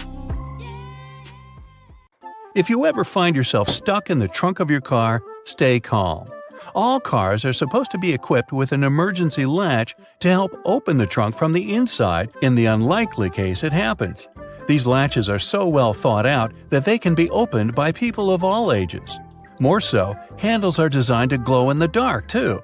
You can even pull them with the mouth if there's not enough wiggle room to use your hands. Never mind how you ended up in the trunk in the first place. Moving on. If you're ever working with needle and thread, remember you don't need to stick the needle directly into the spool. You may end up losing the needle altogether. Not to mention you can easily hurt your fingers. A lot of modern sewing kits these days come with a designated place for safeguarding the needles. It's located at the bottom part of the thread spool. You'll just need to pull it out. It's even made to hold multiple sewing needles at a time. Disposable ballpoint pens come with a little secret of their own. Did you ever notice that in some of them there's a small hole in the plastic part? It's actually a rudimentary ventilation system. It's supposed to let the ink easily make it to the tip of the pen. Okay, I know it's in the name, but you really don't need to shake the seasoning shaker to get any product out. Don't believe me? Hey, you're not the only one. Go grab your favorite seasoning bottle out of your pantry. If it has one of those removable plastic caps, it's perfect for the experiment. Instead of shaking the bottle, try holding it from the plastic cap while it's upside down. Now, gently twist the bottle from side to side and, before you know it, you get some gorgeously flowing seasoning without having to wiggle the shaker and make a mess all over the stove. On the same note, most salt and pepper shakers should have ridges on the bottom of the glass portion. In case you get any seasoning stuck in there, place the bottom of the salt shaker against the bottom of the pepper shaker and wiggle it around so the ridges click with each other. The seasoning should easily pour out now without you having to open the bottle. In colder weather, you often have so many clothing layers on you that you can hardly feel the purse or back straps on your shoulder anymore. Not to mention how fast they can slide off. Some jackets come with a built-in solution for that, in the form of a small tab on the shoulder with either a hook or a button. It's meant to be opened and closed comfortably, so you can keep your purse in place at any time. You're most likely using it merely to peel the skin of potatoes, carrots, or cucumbers. But you can use your vegetable peeler for chopping fine strips of onion as well. Just cut the onion into quarters vertically and then start slicing. This might also help out with those embarrassing onion tears. Most people miss this one, but should you ever have a closer look at your toothpaste tube, you will surely see some sort of coloring there, either a dot or a block. Colors can vary. They can be black, green, red, or even blue. These color spots are actually meant to help the assembly machines back at the toothpaste factory. They recognize when and where these machines need to cut the toothpaste tubes and proceed to fold them for packaging. For most types of footwear, if there's anything that seems a bit out of place, always know that it's there for a reason. Most manufacturers don't put extra items on shoes just for fun. It would definitely be a waste of time and resources. For footwear like boots, for example, there's often a small loop at the top back of the shoe. It's there to help you when you need to put the shoe on, since you can quickly pull on it. Plus, you can also hang the shoes somewhere, most likely to dry, since most boots are meant to be worn in the colder weather. Now, I've been guilty at least once of overdressing with a bunch of layers just so I won't need to jam everything in my check-in bag. But does it become a problem when you actually have to get seated? What do you do with your coat or your jacket? Well, have a closer look next time you board a plane on the seat in front of you. The hook that keeps the tray table upright can double as a jacket hook. As long as you don't need to have any meals while in the air, you're good to go. Now, most mascaras expire within 3 to 6 months, I'm told, depending on the manufacturer. But you can help speed up that process if you're not careful enough. Continuously pumping the mascara wand, trying to mix in the product actually pushes more air into the tube. This can make it dry much faster, and you evidently won't get the desired results with it anymore. There's an easy way to check if your mascara is still good enough to use. If you don't hear a popping noise when you take the brush out, you may very well need to go get yourself a new mascara tube. Now, I know we're living in the era of Bluetooth-connected devices, but for better quality sound, they still recommend using headphones that connect via audio jacks. Remember seeing black ridges on those jacks? They aren't there just to make them fit when you plug them into your phone or laptop. Made out of a special insulating material, these bands are meant to guard the wires when sound is being transmitted. Based on the number of bands, you can figure out which end goes where. Some empty space under noodles in a cup doesn't mean the company producing them wants to cheat you out of a full portion. No. It's a manner of keeping the noodles intact during their transportation. It also helps with the circulation of hot water that is poured over the products before you can enjoy them. The V-shaped neckline was initially designed to serve a bunch of objectives. First, as a way of prolonging the life of the garment that would maintain its shape over the years. It's also there to fit your head through the shirt in case it needs some stretching. This way, it ensures a snugger grip around the neck. Lastly, it helps absorb sweat in case you're wearing the shirt while exercising. Now, it's not necessarily a custom anymore, but you may have stumbled upon a dinner jacket with an additional mysterious pocket on the right side. Turns out, this pocket was used by men to easily reach their train tickets, since most of them had to travel to work every day. It helped them keep their jacket buttoned up, but also benefited from the use of a pocket. Now it's only added as a decoration, and it doesn't serve an actual purpose anymore.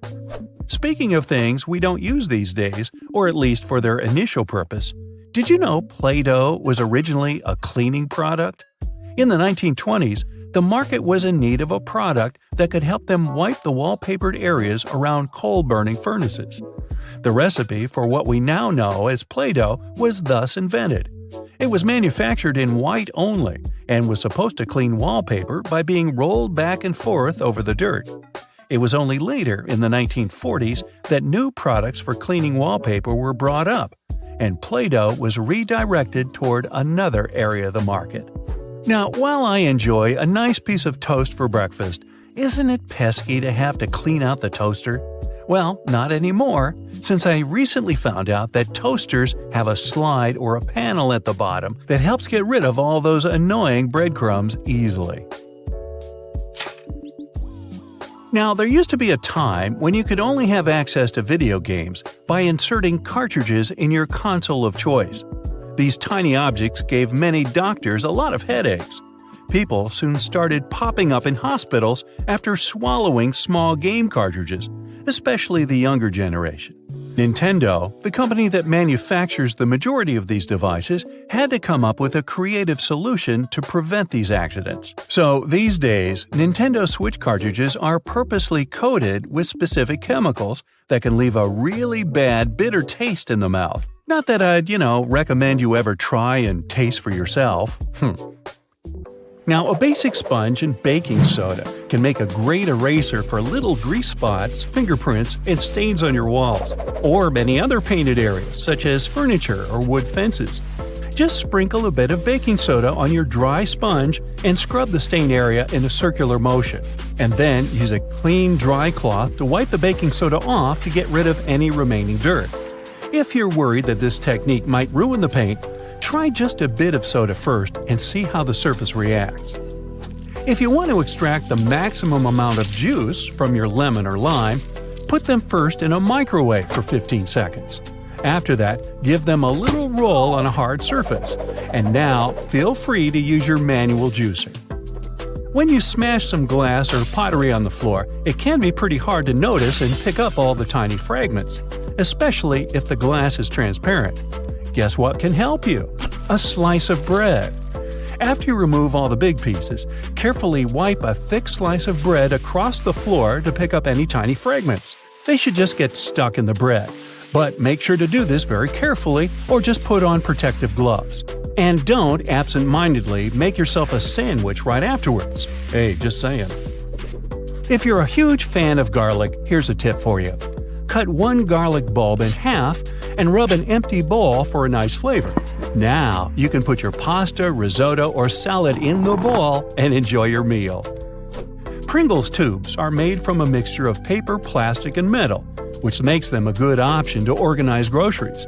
You can paint the tubes in a plain color to make them match your stylish, minimalistic kitchen, and then attach removable labels on the side. Have you ever struggled with threading a needle? Here's an easy way out. Place your toothbrush on the table and put the thread across the bristles of the brush. Now gently push the needle down over the top. The bristles will help you poke the thread up through the eye effortlessly. Once you got the loop, just use your fingers to pull it through. If you've got these annoying tea stains on your favorite mug that won't wash off, try to apply some toothpaste to your sponge. This is also applicable when you need to make your dirty cutlery shine. It's best to use a mildly abrasive sponge. It's pretty helpful when it comes to removing dark spots on dishes. Now let's say you've recently received a really gorgeous bouquet, but the flowers got this sad look in a blink of an eye. You can extend their living very easily and almost free of charge. First, fill the vase or vase with fresh water and put a couple of teaspoons of sugar. This will help to nourish the flowers. Before you put the flowers back into the vase, cut about an inch off the stem, but make sure to slice it at an angle like this. This trick will increase the surface of water absorption. Repeat this with all the stems, especially with hard ones. Now put the bouquet back into the vase or vase. The flowers should cheer up within 12 hours. If you suffer from cold feet, put them into a vase or vase. No, wait. Use a hairdryer to warm up your slippers before using them. This tip is also applicable to your outdoor winter shoes. Speaking of feet, there's a great way to get rid of unpleasant smells. Apply about 10 drops of your favorite essential oil on 2 cotton balls. Now place the balls into the shoes and leave them overnight. Remove them in the morning and enjoy the fancy smell. You can also mix a couple of your favorite fragrances to customize your shoe fragrance even more. If your drain is a bit dirty and smelly, there's an epic tip to solve this issue. Put down a couple of spoonfuls of baking soda and pour down a little vinegar. And now step back and enjoy the show. It will foam up and help loosen any dirt. We've all tried to light a match outdoors in windy weather and failed. Well, we've been doing it all wrong. There's an easy way to prepare a matchstick in advance using a sharp knife. Carefully carve back the 4 corners just behind the head of the matchstick. Then repeat the same technique one more time so it looks like this. These 8 little splinters will help create a stronger wind-resistant flame. If you have a small wardrobe with limited space for hanging new clothes, remove some metal pull tabs from the tops of old drinking cans. They can make the perfect holding loops for fixing the second hanger. Just put the ring over the hook. This is how you can double and even triple the storage space on one hanging rail. If you need to make an emergency candle, you can use one very common item from your fridge. Have you guessed what it is? Butter. Cut off a piece of chilled butter and place it on a heat-proof dish. Poke a hole straight down through the center using a toothpick or a wooden stick. Now we need a wick. You can use a common cotton string or twine. Cut the corresponding length and poke it through the hole so it goes all the way to the bottom of your candle. Gently coat the end of the wick with butter and light up your brand new DIY candle. Use hair straightening tongs to smooth out those annoying creases on your tie. Or let's say you're working in a shop and you have to deal with fluffy piles of cash. The tongs will help you iron your money to put them in smaller stacks, which then fit neatly into your backpack. Hey, let's not go there. Wow, this zipper is tough. Why can't it slide smoothly like all other zippers? But don't rush to throw away your coat. Grab a bar of soap and gently rub it up and down against the zipper. Repeat it on both sides. Can you feel the difference? Cut one leg off your old tights and put 2 long cardboard tubes inside it. Go ahead and thread it under your internal door with 1 tube on each side. This will protect you from any draft because the tights will seal up any gap under the floor. You can also use this trick when you need to make a full blackout in the room. Just make sure to use thick black tights. Let's say you're visiting a conference in another city, and your schedule will be very busy. You can prepare your outfits for each day in advance and put them into different compartments of your hanging clothes storage organizer this way. Now, put it right down into your suitcase, zip it, and you're ready to go. When you arrive at the hotel, you can just carefully pull out this organizer and hang it in the closet in just 2 seconds. But don't forget to take the shoes too. Is there a way to drive a nail into a wall without hurting your fingers? The answer is yes. Grab your comb and push the nail in between the prongs. This way you'll keep your fleshy fingers far away and safe. And once you've got it started, you can easily slide out the comb and finish driving the nail. If you need an emergency metal scrubby sponge to wash your pot or pan, use a piece of tin foil. Crumple it up into a ball, apply a little bit of dish soap, and your brand new sponge is ready. Now start scrubbing and get ready to be amazed. It works really well, huh? By the way, the tin foil doesn't have to be new. You can recycle the piece you've already used for cooking. And the final tip is for perfectionists. If your shower head has a hard water buildup, the water won't come out straight. To fix this, fill a plastic bag with plain white vinegar. Then put the shower head inside the bag, attach it with a band, and leave it overnight. In the morning, you can give your shower head a little scrub with an old toothbrush or clothes brush. This should help remove the remaining hard water dirt. This trick is also applicable for faucet heads. After a bad day at work, you decide to hide yourself from the rest of the world. You turn off your phone and your laptop and lock yourself inside the bathroom. You jump out of your meditation when you hear a beeping sound. It's your toothbrush saying, "Data transfer completed." Your robot vacuum knocks at the door. Looks like it must be after you. Robot vacuums make a map of your home to get around and plan cleaning better. They can share this map with other gadgets via Wi-Fi and store them in the cloud. When advertisers get access to those maps, they can get an idea of your home size, your income level, and lifestyle to send the right ads your way. Vacuums don't have microphones, but their navigation systems can be repurposed to listen to your conversations. They map the room with a laser beam directed at objects. Sound waves affect that light. If you collect that data, you can convert it back into sound waves and identify what someone said. Headphones and microphones are based on the same idea. Headphones turn electrical signals into sound, and microphones turn sound into electrical signals. If you plug your headphones into the microphone jack, they'll work as a microphone. Bad guys learn to do it remotely without your consent. There's malware that retasks your computer output channel into input channel. It can record sounds from across the room even when the headphones are in their jack and the microphone is turned off and disconnected from the computer. Then it compresses the audio and sends it over the internet. There are computer mice that look like regular ones but have microphones and a built-in SIM card in them. The mics are so powerful they can even record whisper and broadcast that audio in real time. To activate it, you have to call the SIM card number and it goes on silently. To deactivate it, you can send an SMS to the same number. Some employers confirmed eavesdropping on their staff using that technology. A smart toothbrush remembers every move you made with it and shares it with you when you're done brushing. It also connects to your iPhone or Android using an app and sends data on your brushing habits to your dentist. They can watch over your brushing process and give you tips on how to take better care of your teeth. Smartwatches, fitness trackers, and other smart wearables monitor your health and can determine if you're walking, running, or driving with their built-in sensors. If third parties get control over that data, they can also monitor your hand movements as you unlock your phone, enter your PIN code at the ATM, or your password at the computer. The gadgets are smart enough to accurately guess all that secret data most of the time. They can also find out the email address you used when you registered with the app to identify who you are. Pacemakers and other health devices send patient data over the internet. In theory, criminals could obtain it during transfer and change it to look like the patient needs hospital treatment. That would make them leave their home, and bad guys could take advantage of the situation. Smart toys that have cameras and microphones in them can record videos and sounds and send them to the toy maker.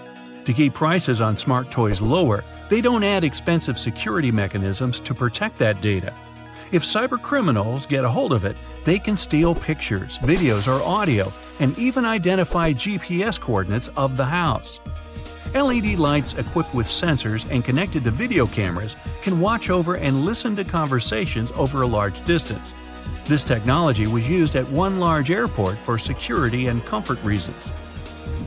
Cybercriminals went further and learned to use ordinary light bulbs for eavesdropping on conversations. To do it, they need a clean line of sight between a powerful telescope and the bulb of the right thickness. It won't work if you have drapes on your window. When you're talking or listening to music, there are changes in air pressure on the surface of the bulb and it's shaking a bit. A special converter can turn data on the sounds from electrical to digital. Internet-connected thermostats can be operated remotely, and that made them desirable for cybercriminals. They once got access to millions of debit and credit cards data through a large retailer's heating and cooling system. Other bad guys found a way to remotely lock smart thermostats' controls and demanded ransom to unlock them. Smart fridges can tell you when it's time to buy milk as they track your food preferences and have great connectivity.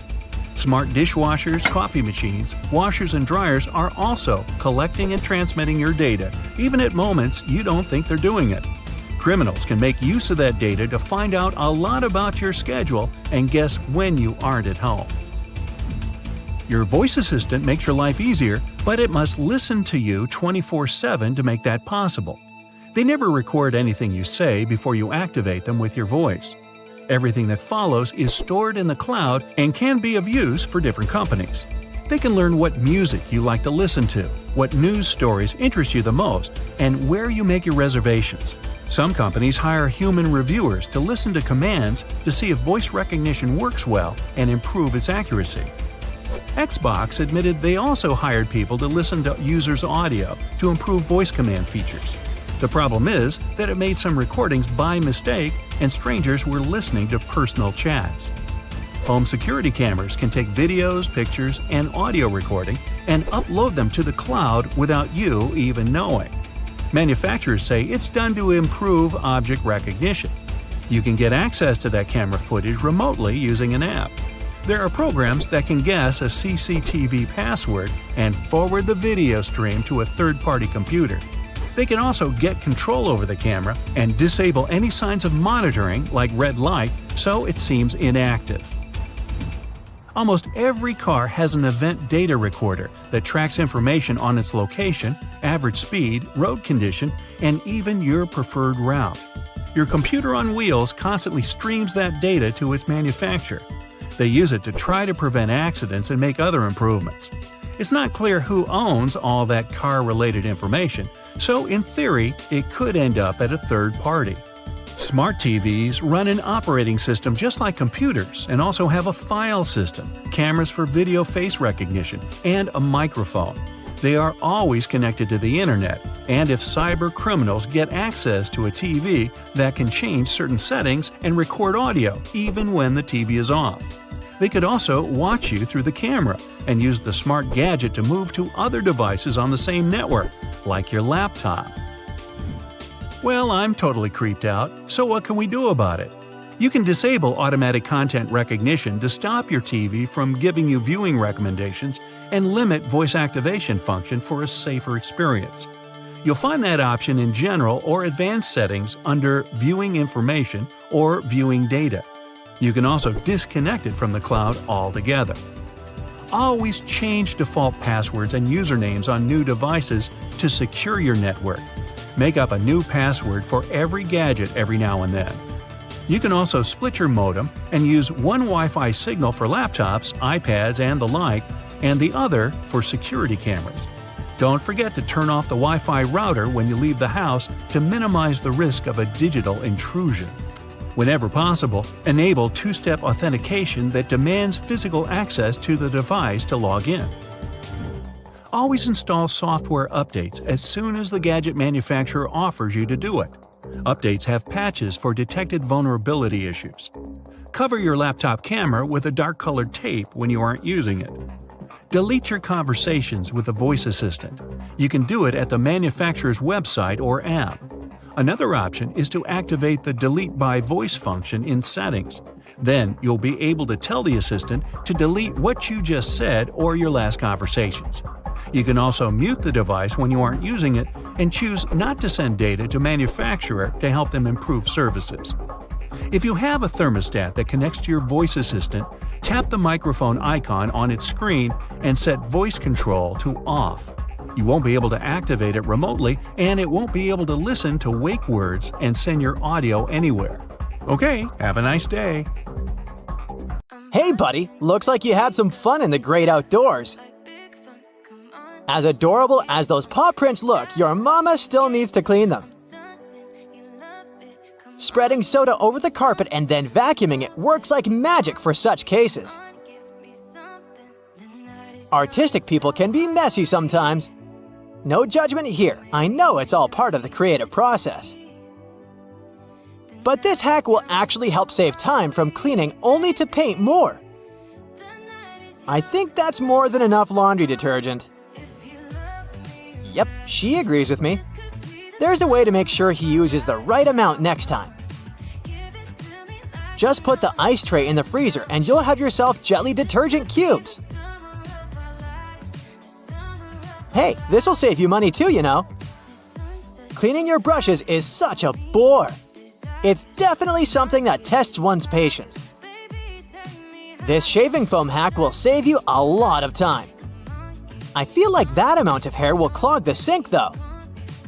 Remember what parents always say, wash your hands before eating something. But looks like that's not an easy task with those melted soap bars. A couple of rubber bands will help you save your soap. It won't be touching water all the time, and therefore, it'll last longer. Oh man, I hate it when bottles get all dirty inside. If you're not Mr. Fantastic with the ability to stretch your body into any shape, then this looks like an impossible task. Hey, wait, maybe I was looking at it the wrong way. Magneto's powers will work perfectly fine here. I feel like you'll need a stronger magnet, however. Wow, this bottle looks brand new now! Don't you just hate that cooking and cleaning takes forever, but eating the dish you made takes like 15 minutes? Guess that guy leaves all the hard work to the lady. Don't worry, miss, there's a way you can avoid this disaster.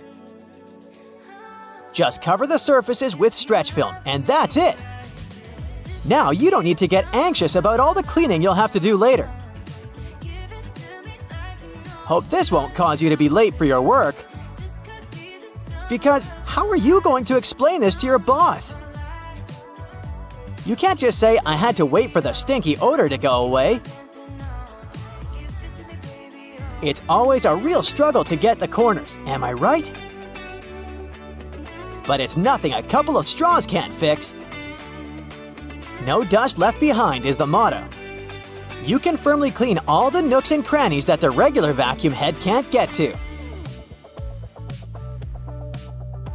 If you're a jar collector like I am, then you already got everything you'll need for this hack. This is what being smart looks like, everyone. By the way, looks like you've been postponing doing the dishes for a while now, huh? Don't worry, no judgments. We've all been there. Those toothbrushes were basically swimming in there.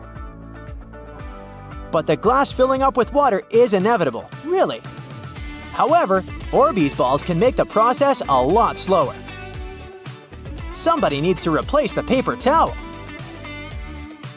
But don't head to the store just yet. I suggest you ditch paper towels altogether and go for this reusable option. You'll be saving a lot of bucks. Thank me later.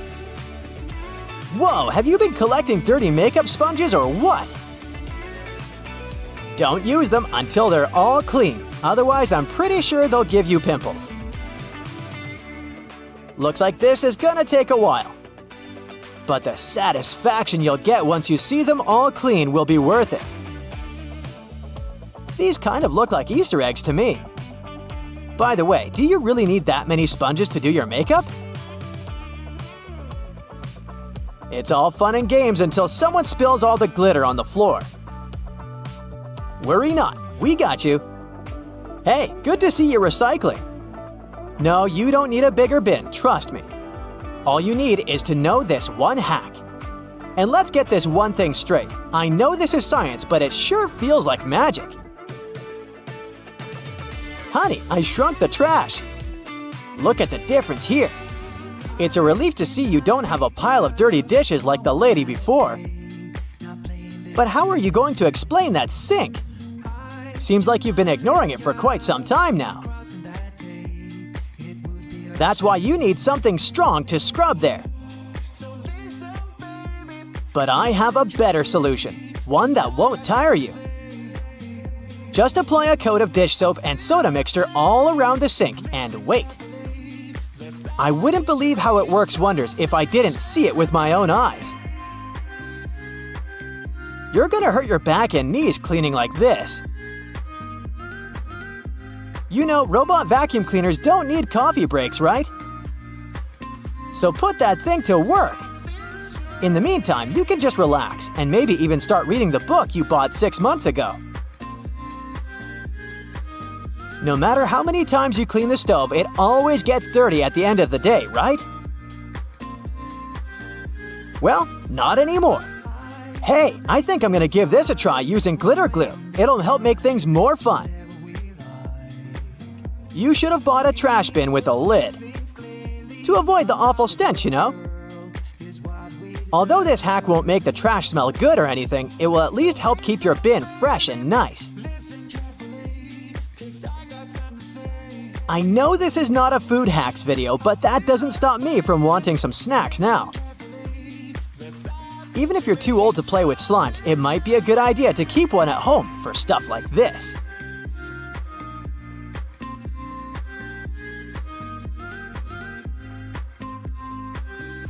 If I were you, I would still disinfect that with antibacterial wipes or something, just in case. Hey, it's her turn to pick the movie now. Uh-oh, someone's forgotten to add laundry powder to the shopping list. That's okay, you can still make your own with everyday things such as baking soda and a soap bar. This lady is one of the lucky ones because she has a dishwasher. Placing a piece of lemon, even one that's been juiced, will help freshen the load and leave your dishes looking shinier. This is why I never wear white socks if I'm going to visit someone else's house. Because I don't really want to see how dirty their floors might be, you know? Using bleach for situations like this may help, but it might also ruin your garments. That's why this hack is the better option to make white clothes look great again. You might want to clean the microwave after you're done, though. This phone case looks like it's been through some tough stuff. Let's give it the second chance it deserves. All you need to do is apply WD-40 spray, pour some soda, and rinse it out. By the way, if you have sensitive skin, you might want to wear protective gloves to avoid irritation. Better safe than sorry. Cleaning stubborn stains on a glass stovetop can be tricky. There's always the risk of causing scratches on the surface. That's why any type of scrubbing or scraping action is not advised. Did you know that according to one poll, an average person spends more than 6 days a year washing dishes?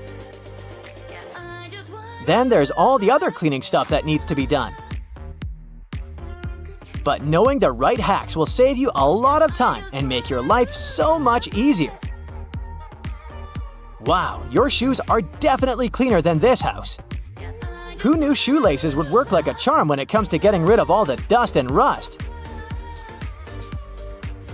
Is it time to go to bed yet, or are you tired of all the work you've done around the house? I was being sarcastic. Your partner did all the work.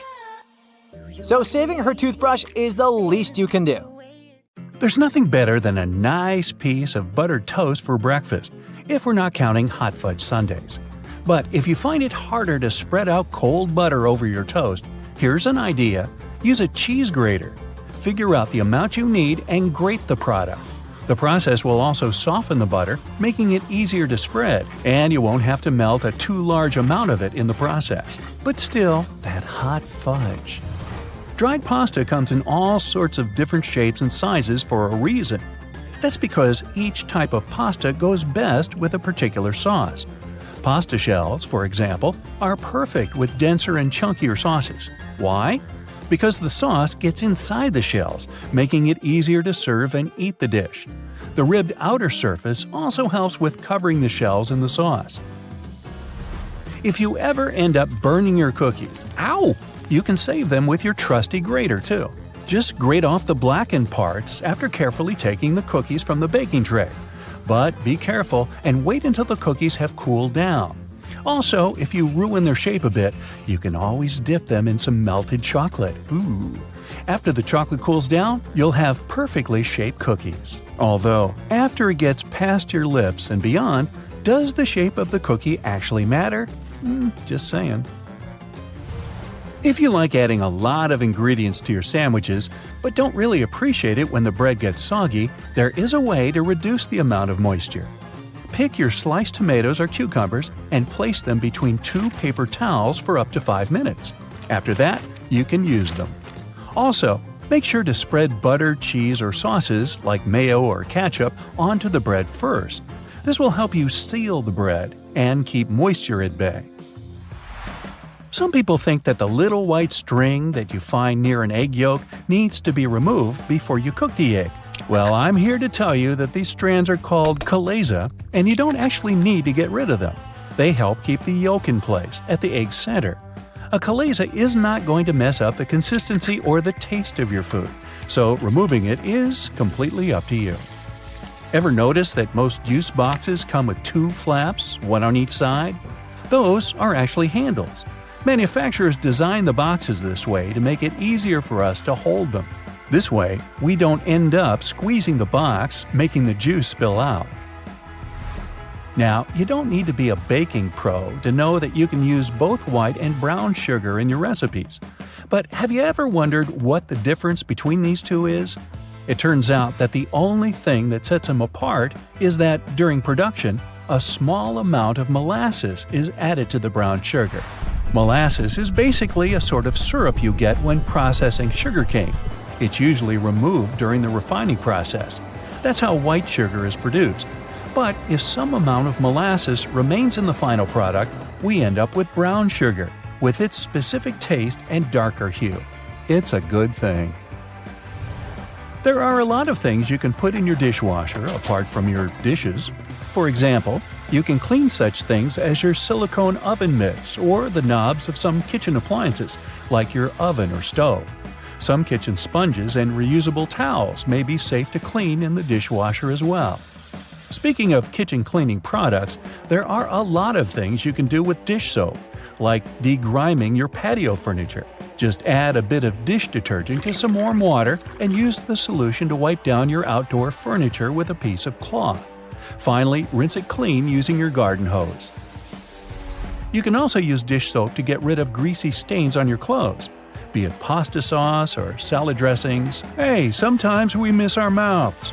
So, just apply a little dish detergent to the stain and then rinse with water. Use non-colored soap for lighter clothes. For more difficult stains, let the dish soap sink in for a bit, then throw the piece of clothing in the washer as usual. And think about maybe getting a bib. If none of the methods have helped you organize your closet, and you're still overwhelmed with large piles of clothes, there's a simple way that might be effective. It's called the one-in, one-out rule. That means for every new piece of clothing you buy, you need to get rid of one you already have. That means you'll always be decluttering your space. To make it easier to find something in your closet, good luck. Keep your most used items at eye level. This way they'll be easier to find and pull out when you're in a hurry. Those items that you tend to use less often, like your evening clothes for example, can stay on the shelves above or below your eye level. You can make good use of old spice tins. If you glue some powerful magnets to the inside of the tins, they can double as magnetic shelves. You can use them for all sorts of everyday items, like kitchen pliers, ice cream scoops, or even cutlery. You can also place them on any metallic surface, like your refrigerator door. They'll blend in nicely with your kitchen magnets. Hidden in your laundry room, there's a great tool for picking up pet hair. It sometimes works better than lint rollers. Take a dryer sheet and, using some elbow grease, you'll get rid of that dog or cat hair in no time. It works on all sorts of surfaces, but it's especially effective for upholstered furniture. Now, if you don't like it when a door starts squeaking whenever you enter a room, get a bar of soap and rub it straight on the hinges. This will only help for a while though, but it'll do the trick until you manage to get to a hardware store and, buy some oil.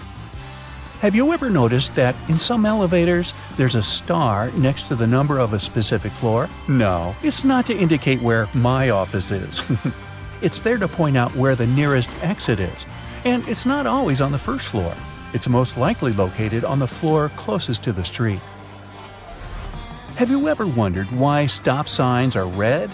Well, back in the day, they didn't actually have any particular color at all. Before the 1920s, they didn't even have a standardized shape.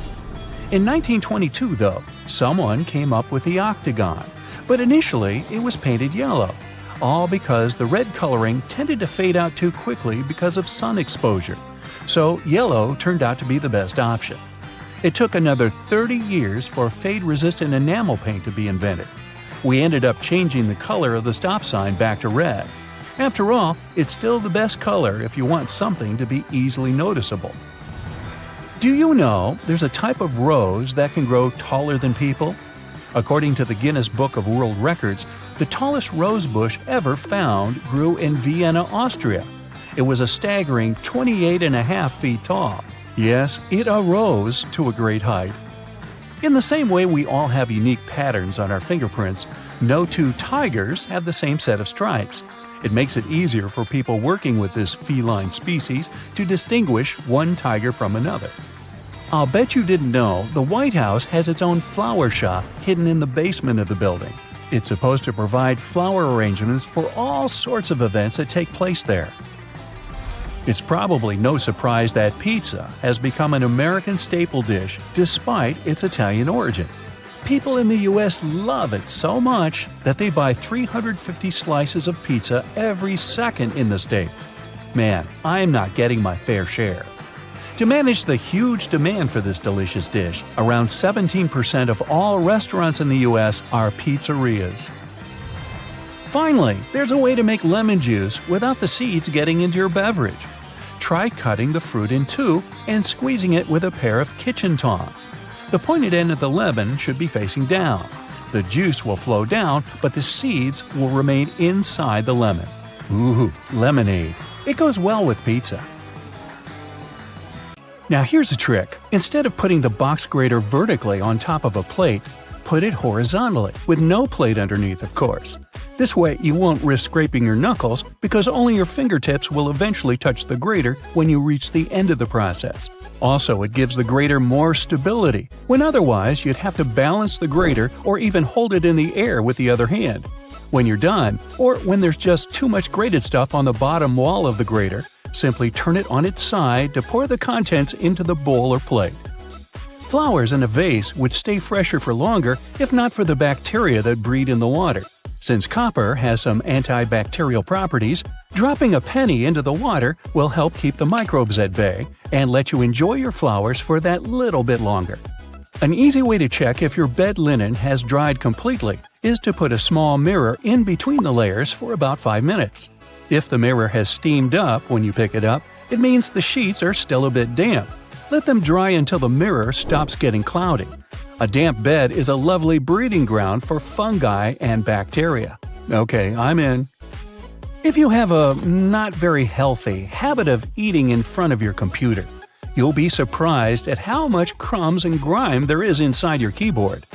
Now, you can just turn it over and shake it vigorously, of course, but that's not very good for any piece of tech, So instead, take a Post-it note and run its sticky part over the keyboard.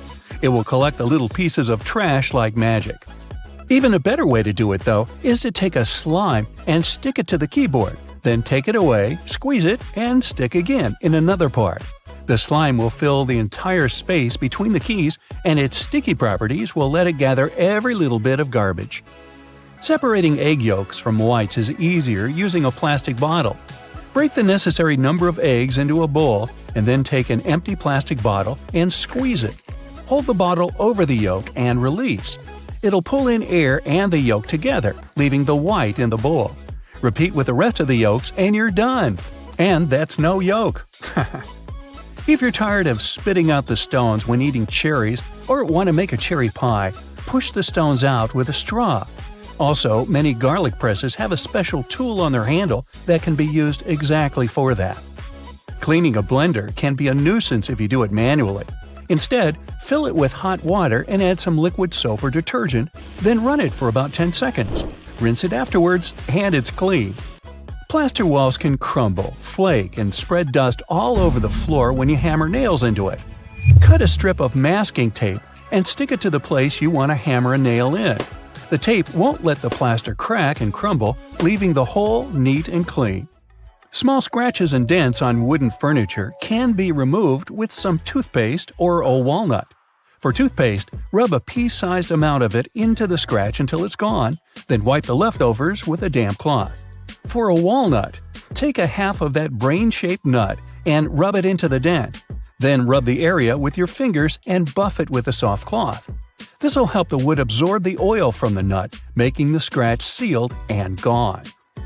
The sticky residue on jars left after you remove the stickers won't be easily removed by water and detergent. So, take some vegetable oil instead. Soak a cotton pad in it and wipe the sticky surface. Let it sit for a while and then wash the oil away together with the residue.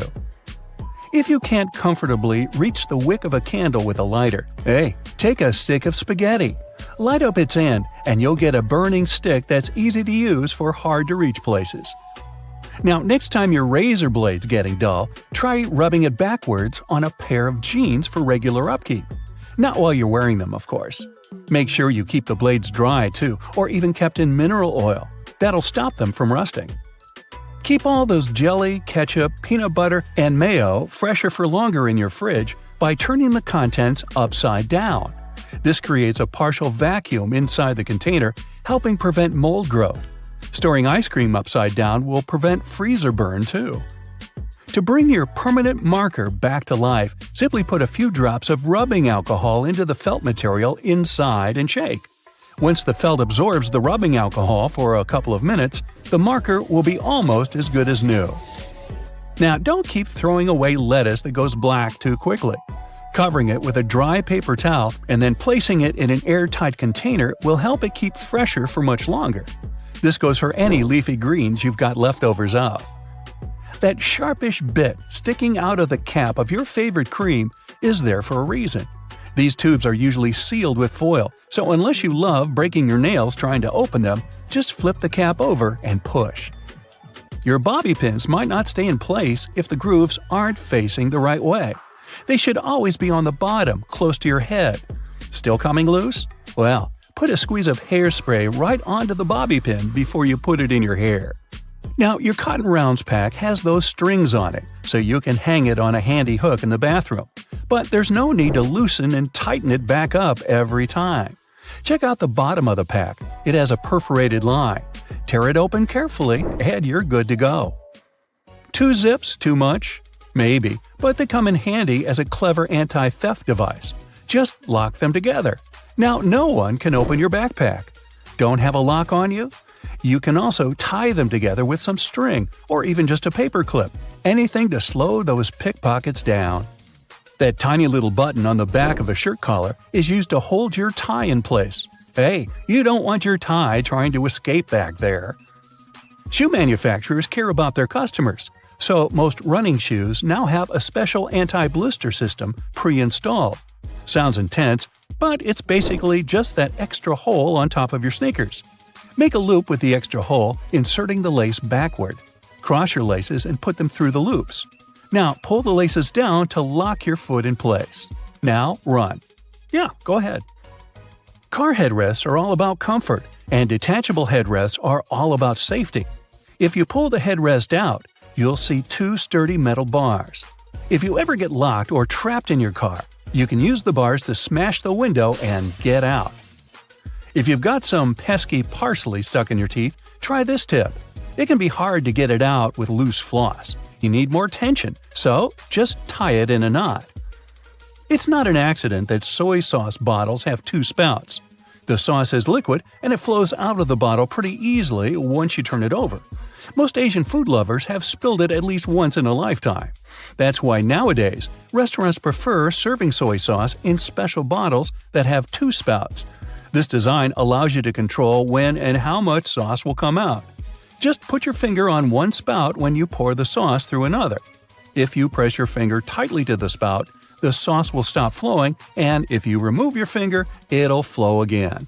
And don't forget to ask your server, "Hey, wasabi!" Alright. A hair straightener is an excellent tool, not only for treating your natural curls, but also for fixing crumpled money or documents. You can also use a regular iron for this purpose. Just make sure you don't turn on steaming mode, otherwise there's a risk of damaging the paper. Hair bands are good not only for getting your hair done, but also to open a glass jar with canned food. Your hands might slip on the tightly closed lid, and if you don't open the can from the first attempt, your palms tend to get sweaty, making the task virtually impossible. So put a hairband on the lid to fix your hand and make your grasp stronger. A simple rubber band will do as well. Now, it's time to take my sweaty palms and go. Did you ever notice that the toilet paper color is usually white? But this color wasn't always a favorite.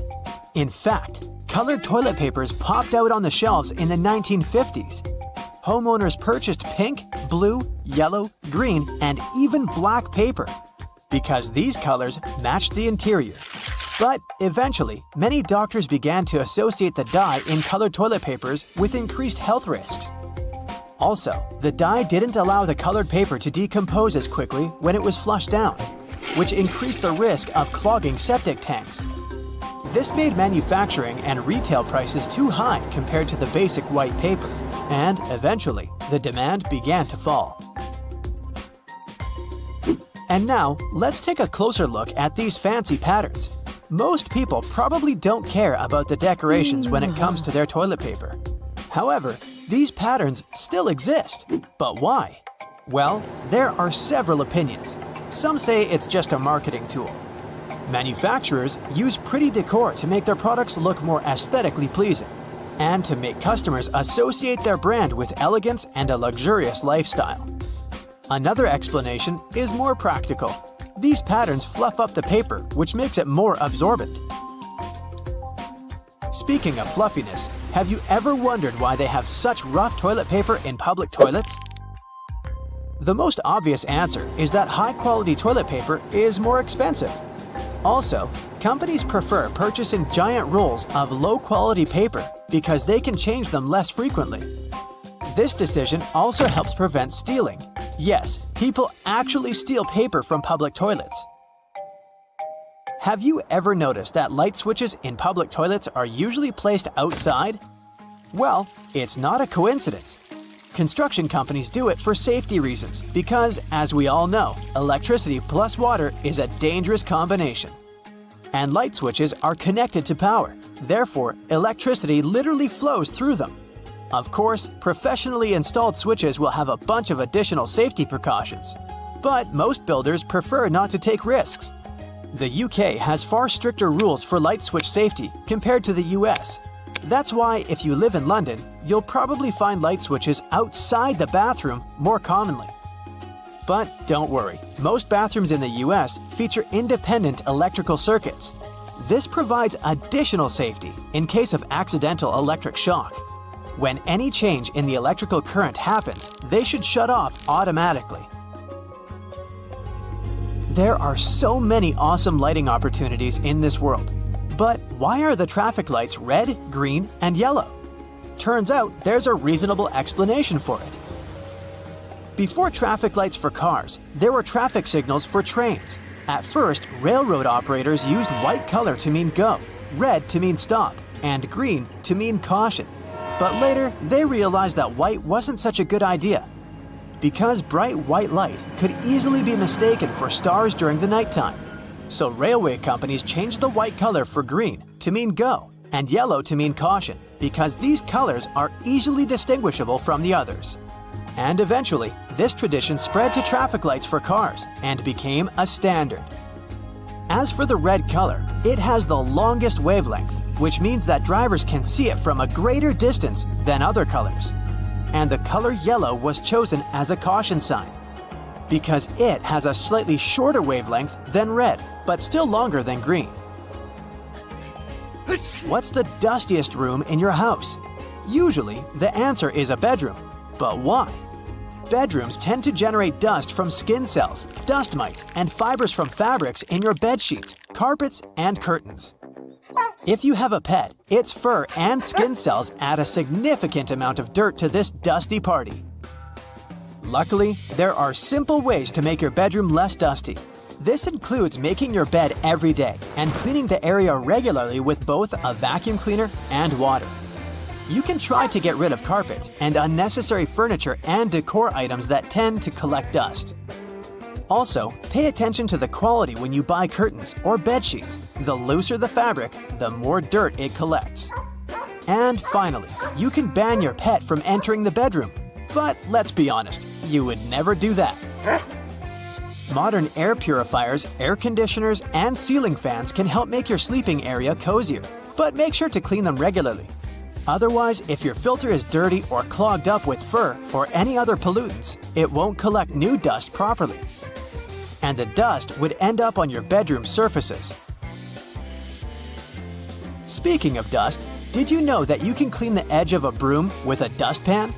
This zigzag over here is not only for aesthetic purposes, you can use it as a comb for the bristles. Have you ever had these marks behind your ears after wearing your glasses? Sometimes it can even take them weeks to go away. Well, it's a sign that the side pieces of the glasses, called temples, are not adjusted properly for your head. In other words, they're too tight. This can cause skin irritation and even headaches. If they're bent towards the area behind your ears, they can press on the fragile part of the skull. So, keep in mind that temples should not only have the correct size, but also correct adjustment. A professional optician can easily fix this problem. It's way safer than trying to do it on your own. Box graters can be used in a horizontal position too. In many cases, it's much more convenient to grate a carrot or a big block of cheese this way. If you want to grate a soft product like goat cheese or mozzarella, you can put them in the freezer for about 30 minutes before grating. Also, there's a way to make the cleanup easier and prevent the cheese from sticking. Spray the grater with a small amount of oil before using it. And now, let's take a look at the most unpopular sides of the box grater. Have you ever used them? This side is actually designed for slicing. It's pretty handy if you want to make thin vegetable slices for your salad or pasta. Or sliced potato chips. And these tiny punched-out holes are designed for zesting or very finely grating. Graters are pretty useful for the next non-food tip. If you're on a budget, you can purchase this super cheap laundry soap. Grate a small amount and throw it right into your washing machine instead of using the regular washing gel. Did you know that you can change which way the refrigerator door opens? There are hinges over here. If you attach them on the other side, the doors will swing the other way. But before trying to do any repairs by yourself, make sure to disconnect the power source. And read the instructions for your particular model of the fridge. Have you ever noticed that there's a shiny side and a dull side to tinfoil? Many people believe that it matters which side is used up or down because the shiny side would trap the heat better. But in fact, it makes no difference at all. The manufacturing process makes the two sides look slightly different, but they both serve their purpose equally. Tinfoil can be used not only in the kitchen. Here's a little known battery hack. Let's say you're out of AA batteries. No worries, use a smaller AAA battery and a bit of tinfoil. Just insert it on one of the ends. This will work because both AA and AAA batteries carry the same amount of voltage. Did you know that Chinese takeout food containers unfold and turn into plates? All you have to do is just to disassemble it from the two sides, and gravity will do the rest. By the way, the old school name for this type of paperboard container is an oyster pail, because it was originally designed to hold oysters. Seatbelt on the passenger seats has a fabric loop. When put under a great amount of pressure, the stitches on the loop rip apart, so the excess fabric can assist in cushioning the passengers. The extra few inches can make a great difference within a dire circumstance. However, there isn't one on the driver's side. As the driver is so close to the steering wheel, it's safer for them not to have one. Seatbelts were originally invented in the mid-19th century, though this technology wasn't brought into common practice until the 1960s. Pre-collision sensory technology has assisted with developing the safety of seatbelts and other features to the next level.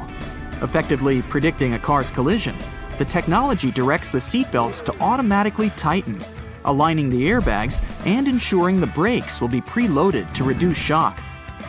Every year, 6 million car accidents occur, which explains why all cars still must continue to develop safety features, not only to alleviate accidents, but to protect people more effectively within their cars. The materials that make up the body of cars only started getting replaced within the last 25 years, ranging from aluminum and magnesium alloys to carbon fiber composites. These lighter materials not only enable a more fuel-efficient journey, but they also ensure that when a car is in an accident, its build provides a crumple zone. As a car hits another object, the crumple zone absorbs energy from the collision. Although this would appear to cause more damage to the car, it helps prevent impact on the passengers. Front and rear bumpers are very underrated, and due to their long history of being used in cars, you can't imagine a time we didn't use them. They were invented in the late 1800s. The bumpers evolved over the years to the point we don't even realize we have them. But they're there, quietly waiting under the outer covers, consisting of compressible foam or plastic around a rigid reinforced bar.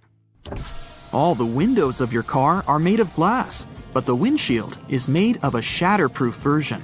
It's laminated, so whatever might hit it, you can be sure there won't be any shards of glass falling into the front seats. Normal glass was used up until the 1950s. As vehicles became more prominent, they made modifications to ensure safety. Airbags seem like another common feature that has always been there. In fact, they were originally invented in 1968 and were ahead of their time. They slowly gained popularity, and through safety precautions for cars, they eventually became mandatory for all cars to have, only in 1998. They have since developed from just being an airbag within the steering wheel. Today, depending on the vehicle, they can be located throughout the car, ensuring all potential passengers will be protected. Crash sensors connected to an onboard computer detect when a collision occurs and trigger the bags, inflating within milliseconds and providing a cushioned safety within a blink of an eye. It can be difficult to predict the weather, and even more so to determine traction on the road. In the late 1960s, anti-lock braking systems, ABS, were implemented in vehicles. Before that, they had been used in many aircraft, with designs going as far back as 1908. They soon became a necessity for all vehicles, ensuring traction is maintained on slippery surfaces and that there is complete control when braking. Today, ABS has advanced so much that the latest variations ensure further detection when there are strong crosswinds. Cruise control, initially invented in 1948, has been in constant development over many decades. Today, adaptive cruise control ensures that when the car is cruising at a constant speed and detects a slower car ahead, it will then adjust the speed to match the car in front. Other advanced variants may also ensure the car will make a complete stop once identifying that the car in front has done the same. It's easy to forget to have your high beams on when driving on the long and lonesome road for many hours. Automatic high beams are quickly becoming more common. High-tech camera modules can easily determine what type of light is passing through and help ensure when the high beam will be necessary. Although versions of automatic high beams have been around since the 1950s, they counted on light-sensitive sensors and were very unreliable. The new varieties can identify the sources of light, whether it's from the sun, directly from a car's light, or even from the reflection on a sign, ensuring you won't cause issues with other drivers. It's a pain in the neck to have to ensure there isn't anyone creeping into that semi-visible corner, the blind spot, which causes around 400,000 accidents per year. Solar sensors within rear bumpers of vehicles and blind spot monitoring systems watch and identify adjacent lanes. They alert the driver that a vehicle may be in the lane beside them, whether by flashing lights on the dash or from beeping sounds. This way, they help to alleviate the many concerns the blind spot causes. 1.6 million road accidents are caused by texting and driving, and fatigue normally causes up to 10% of all car accidents per year. The driver attention monitor helps to alleviate both statistics. It works through sensors that monitor the car's movements and the amount of steering corrections to ensure the driver is paying attention to the road. When the system identifies that the driver isn't completely awake or is slightly distracted with their phone, it will prompt signals to suggest it's time for a break. Tires are among the most critical components for your car, with a close relationship with whatever path you take. Many safety features rely on the tires themselves for their own independent purposes. That's why it's super important to ensure the tires are always in top condition. Tire pressure monitoring systems check the air pressure of all 4 tires, ensuring you're aware when they need their pressure increased to avoid the risk of a blowout. The constant evolution in technologies continues to ensure you stay safe on longer stretches of the road. Lane departure warnings focus on the lines on the road, ensuring the car stays within. Whenever a car starts drifting over a line in the road without signaling to do so, the camera-based feature identifies and signals to the driver. The lane keeping assist feature follows the same method of identifying when the car is intruding the bordering lane. When it gets too close, it will readjust the steering and center the car within its appropriate lane. Other features in more advanced cars have autonomous driving capabilities. The autopilot systems have taken cruise control to the next level. Not only does it allow the vehicle to steer itself in the intended lane while maintaining a set speed, but it also changes lanes when required, making the ride more and more efficient. Some safety features are only just making a trend in car models worldwide. For example, night vision, using thermographic cameras to look out for pedestrians and animals nearby. It goes within the infotainment screen, facing frontwards and identifying objects from their heat signatures. It's estimated that there are over 1.4 billion cars in use worldwide, and as the world's population increases, it's expected that the number of cars will follow suit. Safety features will continue to adapt further beyond what we know of today. Infrared headlights will be further adapted to be used in conditions with poor visibility, like storms, snow, and fog. They'll be capable of enhancing the visibility of the driver in all conditions without affecting the sight of passing drivers. Driver override systems will soon be able to monitor and identify human behavior. Whether due to reckless conduct on the road or for other safety precautions, cars will soon have the functionality to take complete control of themselves, ensuring both the passengers and the driver's safety. Augmented reality windshields are in early development already, providing some indicator reflections from the dash onto the windshield. So it's quite possible that soon all necessary directions from maps and alerts will appear right in front of the driver to ensure they never take their eyes off the road. Airbags will soon not only just be used within a car to ensure the passenger's safety, they will also activate from the outside of the car once they identify a definitive collision. The airbags will inflate outwards, covering the entire outside of the car and drastically reducing its impact. It may be so advanced that the bodywork of the car won't even need to be buffed out. The future technology of cars is expected to be so progressive that the cars themselves will have their own form of communication, not with human drivers, but with other cars. Just imagine, cars communicating and sharing information as they identify roadblocks, issues on the road, or disruptive weather patterns. It will all ensure the most efficient and safest route possible.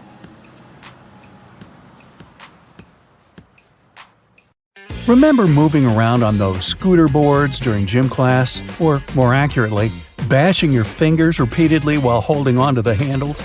Somehow they managed to be designed perfectly to cause the most finger damage as possible. But it turns out that we all miss the actual use of these handles on the slides. Guess what? They're finger guards, not handles at all.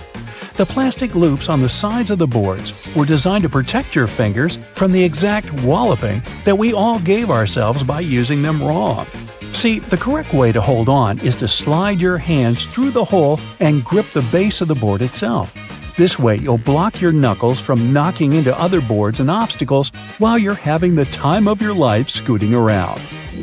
When you're getting out of the shower and wrapping yourself in a cozy bathrobe, which way are you supposed to tie it? This way, right? With the belt through all the loops tied around your waist? I mean, that's how all belts work.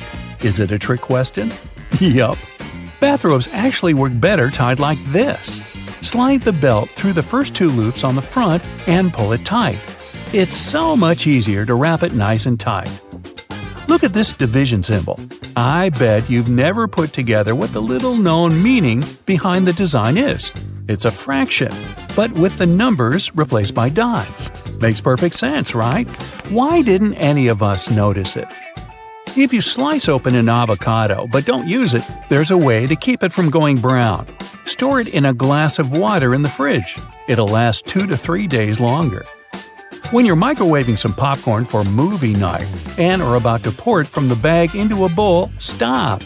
There's actually a useful feature built into the microwavable bags that barely anyone uses. Once it's all popped, the end of the bag will have a slight opening. Before you tear it open wider, tip the bag upside down and shake it. It's designed to let the pesky unpopped kernels fall out. Shake them all out, and you'll have a perfect bowl of popcorn every time.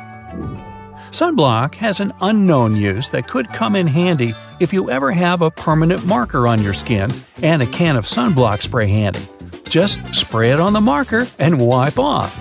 There you go. It also works on hard surfaces like your kitchen tiles. So the next time you unleash your artistic talent with a Sharpie somewhere you shouldn't, you're covered. If the batteries in your remote run out of juice, there's a hidden feature to give them a bit more life. Take them out and rub the ends together on both sides.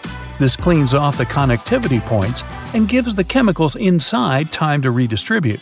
This means you've got more time to run to the store to buy more batteries. Look up. See your ceiling fan? Okay, if you don't have a ceiling fan, just go with it and imagine you do. Well, it has a hidden feature that you probably don't know.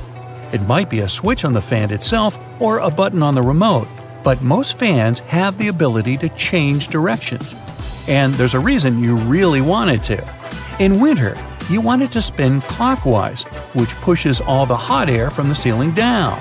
In the summer, you want to spin it counterclockwise to pull the cool air that pulls around the floor up to circulate around the room.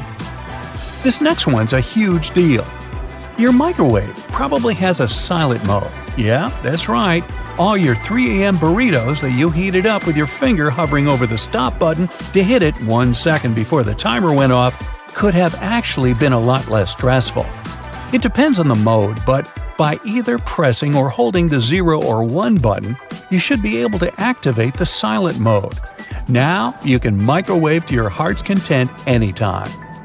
Those springy door stops at your baseboards that make the boing sound aren't just door stops. They're also door holders.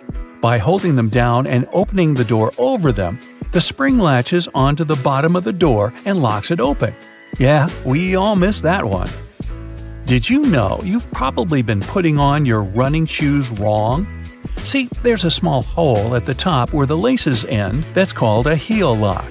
Can you guess what it does? Yeah, it locks your heels. That way, they don't slip around and give you a blister or slide your sock down, which is just the worst feeling, isn't it? So what you're supposed to do is loop each lace into its heel lock hole, which creates a small loop. The opposite lace then goes through that loop. Tie your laces tight just like you normally would, and whoa, your heels are secure. Speaking of shoelaces, if you accidentally knot them so well that even you, with your incredible muscles, can't undo them, there's a common baking ingredient that has a hidden feature that can help. Yep, you heard me right, a baking ingredient. Cornstarch can make your gravy thicker, or it can untie stuck knots. It's so talented! Just sprinkle it on any knot, coating it completely, and it will slide free easily. It works on necklaces, ropes, yarn, etc. It doesn't work on knots in your muscles though, unfortunately. But hey, you can always give it a try. Uh-oh, did you put on your friend's ring without thinking how much smaller their hands are than yours? And now it's stuck. Just grab a bottle of Windex, my friend. Yup, Windex cleans your windows, of course, but it also has a neat little secret talent at removing stuck rings. A little spritz, and that bling will slide right off. Cool, huh? Why has no one ever taught us that? Let's say you're writing something in pencil, like an exam, but whoops, you forgot your eraser. Strangely, you didn't forget to bring your bread to the test. So you've got that, which is all you need to clear up that mistaken answer you just wrote down. Roll the bread up tightly until it has a texture best described as, well, eraser-like. Then go at it, erasing like you normally would. Why have the bread makers been hiding this from us? This could have been useful in so many situations when I brought bread to my school exams. If you wear leather jackets, first off, you're cool. Second off, you're probably missing out on a hidden feature that's not so hidden and is actually in plain sight. The straps on the top of the shoulders of your jacket aren't just for decoration. If you unbutton them while you slide on the straps of your bag, you can clip them shut again over your bag straps, locking them in place. No matter how many jumping jacks or cartwheels or breakdancing head spins you do, your bag is not going anywhere. When you need to wrap up some leftovers, tin foil is your friend. But it also has a place in the laundry room because of this secret use. Imagine you run out of dryer sheets. Your clothes come out of the dryer full of so much static that they make your hair stand up straight like a cartoon evil scientist's. Here's what you need to do. Crush up 2 sheets of tin foil into tight balls. Throw those clothes back in the dryer with the balls and give them another round. They'll come out static-free. After you make hard-boiled eggs, they're in hot water. Some would say boiling hot. So how do you get them out easily without reaching in? A whisk. Push it over the egg and it will pop into the wire cradle. Now you can pull it right out with ease and comfort. The colors of the clips on bread bags actually convey a secret meaning. They're showing you the day of the week that the loaf was packaged.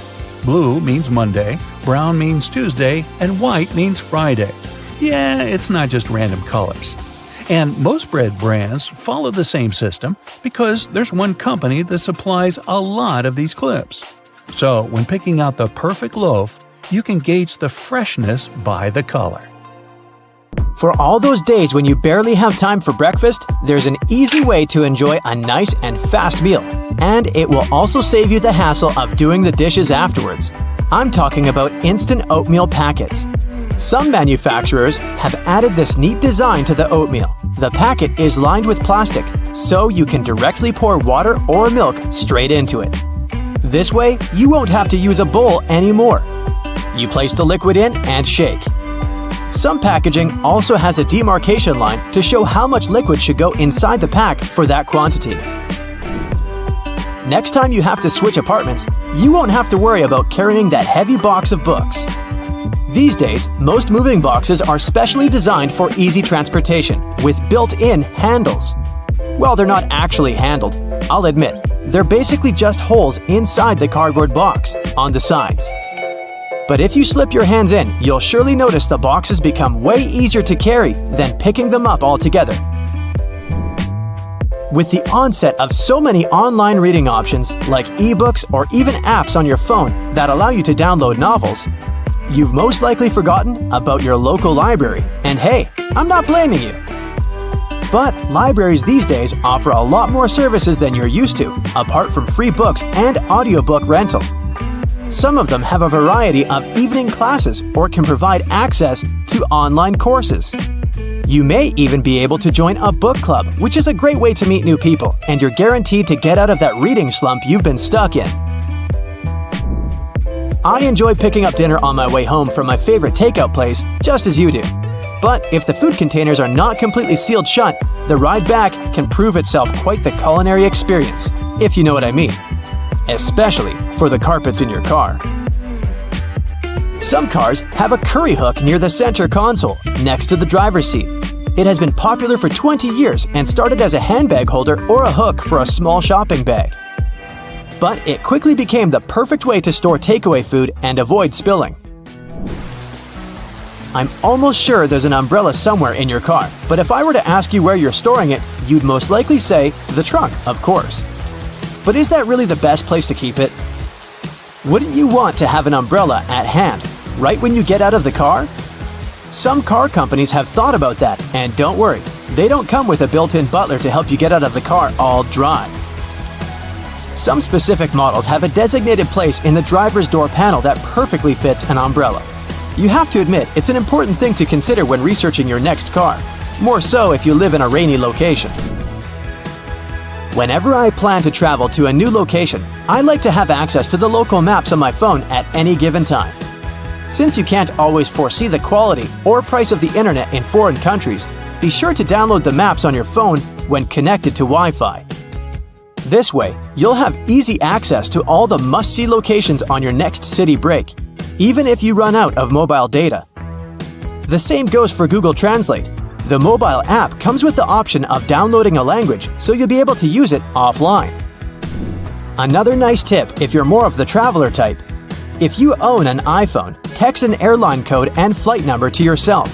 You'll then notice it will show up with an underline. When clicking on it, you'll be able to pull up flight data, like the gate the flight leaves from, or if the flight is on schedule. Flashlights are those objects that we tend to reach out for in an emergency, like whenever there's a power break or when you need to take a quick trip in the attic for an old photo album or something. If you're ever in a sticky situation and the flashlight runs out of battery, have a look at its base under the battery spring. Some models come with a spare bulb hidden in there. If you're the type of person that likes to wake up early in the morning, but the rest of the people in your house enjoy sleeping in, there's a way you can still use your microwave to prepare breakfast without waking everyone up. It turns out, some of them come with a built-in mute function that gets rid of all the annoying rings and beeps. In the many times I've found myself driving on local roadways, I've noticed some apparently random blue reflectors here and there. Since I had no idea what they were, I did some research and found out they actually pinpoint the locations of fire hydrants. They're generally offset from the center line on either side, and the offset side tells if the hydrant is on the left or right side of the road to assist firefighters on their missions better. Next time you get out of the car and forget to close all the windows, you won't have to get back in there. Just try this. Hold the keys on the door of your car pressed, and it should lock all the doors and shut all the windows. The same goes with opening all the doors. Just double-click the button. Most car models should come with this added option, but most people just forget or have no idea that they can do that. Whenever you're in that awkward position of messing up a voicemail, do you know there's a way you can delete or re-record the message, saving you the unnecessary embarrassment? Stay online after recording the message and dial either pound, number sign, or star, asterisk, to access the voicemail menu. Further instructions should be provided so you can decide what to do with the recording. Bagels are becoming more and more famous these days on options for breakfast or snacks because they're so tasty and so versatile. The problem is, I only want my bagel toasted on one side. Thankfully, some toasters come with a bagel setting, which ensures the pastry is toasted on either one of the two sides. Ever wondered why manhole covers only come in that round shape? It turns out that this is the only shape that cannot fall through the hole altogether. Any other shape, especially shapes with corners, could be rotated so that the lid could fall through. Here's a neat one if you enjoy a little massage whenever you're taking a shower. On most of the shower heads available these days, there should be a small metal filter in the back beneath the shower head once you unscrew it.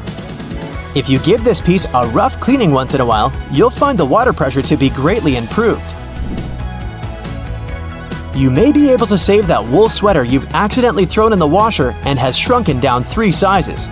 Just go in the shower and grab a bottle of hair conditioner. Add it to some cold water in a tub and make a solution, and let the garment sit there for at least a couple of hours.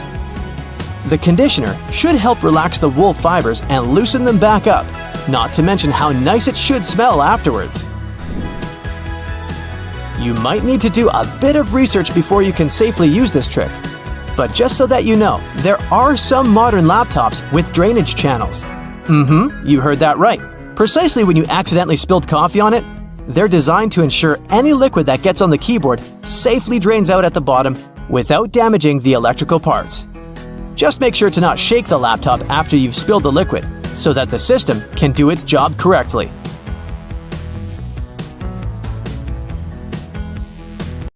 The little piece of fabric you find in your new clothes, often with a button on it, isn't for emergency hole patching. You can use it to test if the material fades or stains in the wash before you get the whole thing in and can seriously damage it. The drawer at the bottom of your stove will keep your food warm for when you throw a party and have to cook plenty of dishes. The one that's currently in the oven will pass on its heat to the one in the drawer. In case you never know how much pasta to put in for boiling, use the hole in the middle of your pasta spoon for reference. It measures up to exactly 1 portion of dry noodles. When it's ready, you can use the spoon to take your spaghetti out like you normally would. The large gaps between the floor and the door in public toilets are there to make you feel uncomfortable and leave faster. It's also easier to clean such spaces and safer in case of emergency. The tiny plastic disc under the lid of your soda bottle is there to keep your drink fizzy. The cap prevents the liquid from leaking out, and the plastic disc holds the gases inside. Don't try to clean your shoes with escalator brushes. They are there to mark the edges of the steps. If you get too close to the edge, you risk getting your shoelaces or loose hanging clothes in the gap between the stairs and the wall. When you feel the brush on your leg, you instinctively step back into safety. There are several theories explaining why the King of Hearts is the only one without a mustache. One says he was designed as part of a poem. The king had 4 sons, and only one was cleanly shaven. He left him with no inheritance. Another theory says the mustache was just lost in the reproduction of the original design because of a mistake. It could also be a way to show that he is more honest and noble than the other kings. The Ace of Spades is larger and better decorated than the others because of tax laws introduced in England around the 17th century. Card manufacturers had to pay so-called stamp duty tax. They added physical stamps on the highest card of the deck to show that they've paid the tax. The tradition to decorate the Ace of Spades in such a way remained even after the tax had been cancelled. A jerry can hold its contents even in the craziest of roads. Its triple-barred handle across the top is designed to make sure the fuel inside is evenly distributed when 2 people are carrying it and hold on to it on either side. When you're doing it solo, use the middle handle to make things easier. The loops sticking out on the back of your boots are there to help you pull them on easier. Pull them up while you're trying to push your heel into the boot. You can also use them to hang your boots on the hook to dry after washing or when they're dirty. Or you can run the laces through them to tie them around your ankles. Most metallic zippers have little hidden groove locks inside to keep you from getting into some awkward situations. To help it do its job, don't leave the zipper handle in an upward position. It automatically locks when you pull it downwards. The strings on a pack of cotton pads are there to let you hang it on something. Tear the perforated line at the bottom of the pack to pull the pads out easier. The blue bristles on most toothbrushes are there to remind you when it's time to get a new one. When they fade, you gotta hit the store. When you get a new car or rent a vehicle while traveling, the little arrow on the gas pump will save you a bunch of time. It shows which side of the car the tank is on.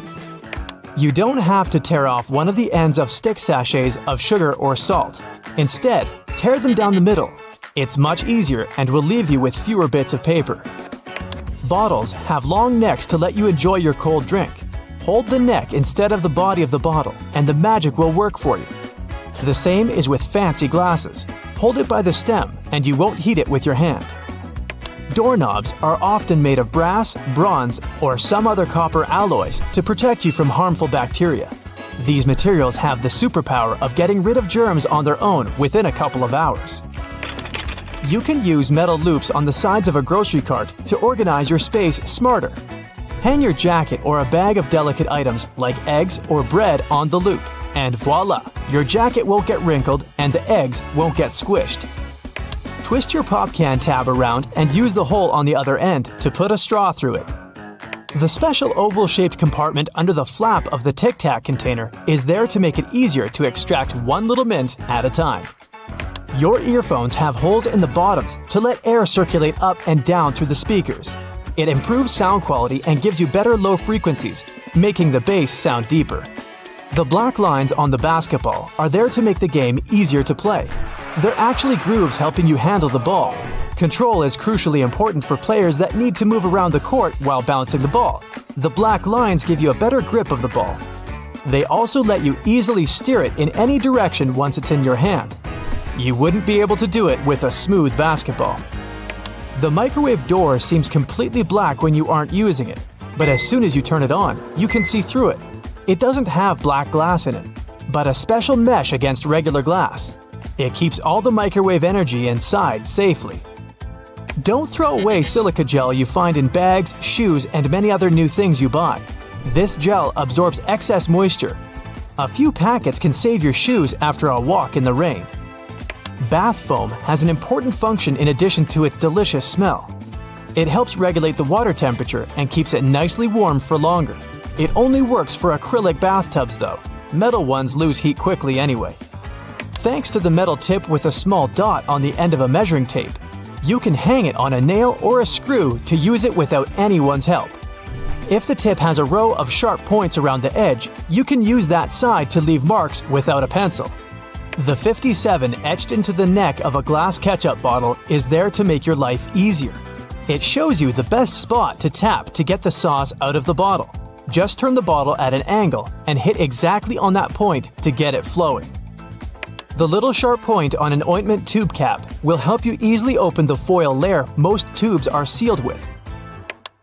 If you put together all the UK coins from a penny to the 50-pence piece together with their backs, you'll see the royal coat of arms.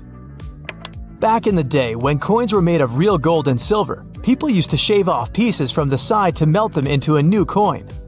To stop this, coin minters started using a pattern with ridges on its edges.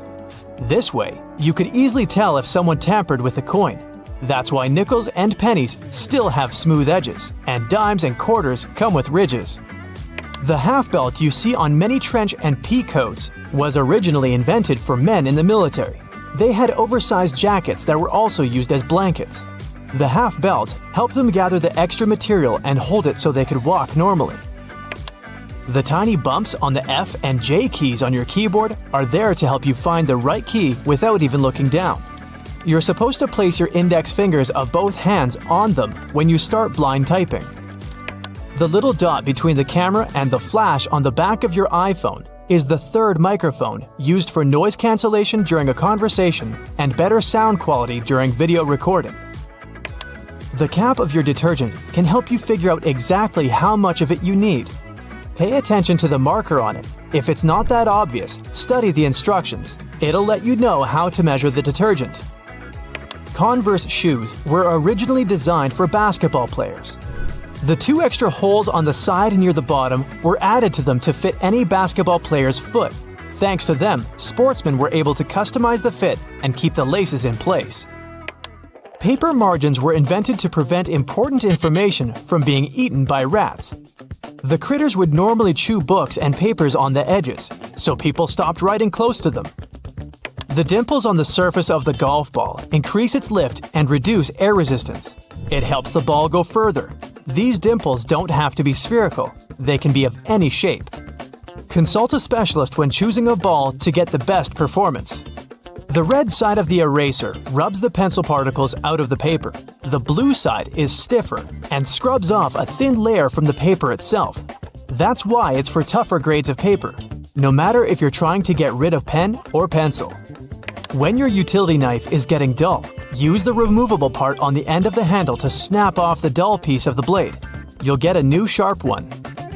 A pen cap has a small hole in the top in case you accidentally swallow it. Thanks to it, your airway won't be blocked.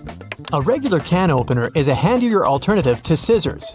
Run it along the edge of some packaging and enjoy never struggling to open anything again. If you want to create easily removable temporary staples, rotate the stapler base and the pins will be bent outward. A lid on a paper or plastic to-go cup makes an excellent coaster. It's exactly the right size to fit the bottom of the cup. The lid's lips also catch dripping condensation from cold drinks. You can use your nail polish to make a protective seal or stick some things together. It will do the trick thanks to its adhesive and waterproofing abilities. Your suit jacket most likely comes with an extra pocket on the right side. This is a ticket pocket that was originally invented to store coins for people on horseback to pay toll booths without having to open their jackets. Later, it was used to hold train tickets and passes. The pocket on the left chest was used to store handkerchiefs and keep them clean. The two zips for one section of your bag are there to safeguard it from pickpockets. If you put a small lock between the two zippers, no one will be able to open your backpack without you knowing. The crown of the Statue of Liberty has 7 points, one for each continent of the world. The Lady Liberty wasn't always green. It was made from copper and iron of shiny brown color when it first arrived in America from France. Over the years, the copper started to oxidize, and the statue became green as we know it today. The statue was initially supposed to serve as a lighthouse for ships sailing under the New York harbor. It was used for this purpose for 16 years, but the light wasn't bright enough. There was an idea to cover it in gold to make it brighter. That idea didn't go through with Congress. The tiny holes in the bottoms of locks are there to let the excess water drain out easily on rainy days to avoid corrosion. It's also the perfect spot to add oil to make it open and close easier. The right way to store peanut butter is upside down. When you keep the jar in this position, the oils don't come up on the surface. They put buttons on the left side of women's garments because it was easier for the right-handed maids to dress them. Even though most people dress themselves these days, the tradition remains. Buttonholes on a shirt are mostly vertical, but the top and sometimes bottom are horizontal. These two slip out more often than other buttons. The horizontal buttonhole is more likely to stop your garment from opening when you least expect it. Tri-colored toothpaste with red for gums, white for whitening teeth, and blue for fresh breath is just a marketing trick. Any soil-colored toothpaste has all the same components. They're just mixed up. The curves on a bobby pin aren't there to make it look fancier. The true purpose for that zigzag is to grip the pin into place. It holds the underlying bulk of hair way better than the smooth side. So, the right way to wear those pins is wavy side down. Your Chinese food container can easily transform into a plate. You just have to open it up. The best part is you don't have to clean it afterwards. If your box of chocolates comes with a little dent in between the holes, the easiest way to take the candy out is to push the dent. The chocolates around it will instantly pop out. You can learn when your bread was baked by the colorful plastic tag on its bag. They add blue tags on Monday, Tuesday is green tag day, Thursday, red, Friday, white, and on Saturday, you can buy fresh bread with a yellow tag. Most pants have creases running down the front due to historical reasons. When it was really expensive to transport goods, they tried to squeeze in as many pairs as possible. Folded pants got heavily pressed to take less space. They couldn't get rid of creases later and made them something fashionable. The hole in the elevator doors the size of a dime is a keyhole. If you get stuck inside, an operator can insert a special key in this hole to open the doors manually. They use the same tool when an elevator needs routine maintenance. The hole in the middle of a donut isn't there for an easier grip. It makes mass baking easier, with all donuts being evenly cooked all the way through. At first, you could only find diamond slits on backpacks if they were traveler bags. Their only purpose was to carry ropes. Now, such slits are on pretty much every backpack. You can use them to carry a bottle of water, an umbrella, or a pair of sneakers. For those cases when you buy a yogurt but you don't have a spoon with you, use the foil lid instead. Twist it to the shape of a spoon and you're good. There are magnetic locks on fuel hoses at gas stations. They can help you out if you decide to drive away with the gas nozzle still attached to the car. In this case, the lock detaches the hose automatically. There's a theory explaining the true purpose of pom-poms on clothing. French sailors used to hit their heads against the cabins of their boats when out at sea. They invented pom-poms to soften the bump. The little rubber bumps in the grooves of your tire tread are there to remind you it's time to change your tires. When the edges of your tread are even with the bumps, it's a sign to hit the tire shop. If the edge is above that of the bump, you're good to keep going for a while. The hole in a lollipop stick isn't a bonus whistle, like many people think. It's designed to save you from choking if it gets stuck in your throat. The tab on the bottom of your rearview mirror can save you from blinding caused by a car behind you. Just push it back when driving at night and pull it forward again during the day. The hole near the rim of your bathroom sink will save you from overflows. Thanks to it, all excess water is redirected into the siphon. It also helps your sink drain faster. The hole gives the air in the siphon somewhere to escape. The black dots on your car windshield are called frits. The black enamel baked during the manufacturing process helps preserve the sealant bonding the glass to the frame. The dots are gradually dissolving from a solid black band into a dot matrix to distribute temperature evenly to lessen optical distortion. The symbols on your cosmetics all have an important meaning. The little open jar icon is the period after opening symbol. It informs you how long the product will stay good after the package is unsealed. The time is usually shown in months, so it's a number and a letter M. The hourglass or egg timer is the best before end of symbol. They put it on products with a lifespan of less than 30 months.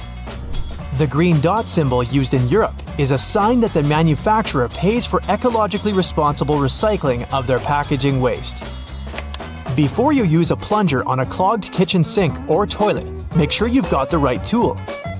If it has a standard bowl-shaped rubber head, it's perfect for flat surfaces, such as a sink or a tub. The one designed for toilet pipes has a narrower head. Pre-rinsing dishes before a dishwasher doesn't always help the cleaning process. Special sensors inside modern dishwashers can tell how dirty your plates are. They send a controlled jet of water to wash all that stuff off. All you really have to do is remove solid food from your plates and stack them properly. Your vegetable peeler can also help you shave off thin slices of onion. It will save you a bunch of time, stress, and tears. You can also use the peeler for slicing cheese. Little buttons on your jeans are called rivets. They were originally invented to prevent the seams from ripping.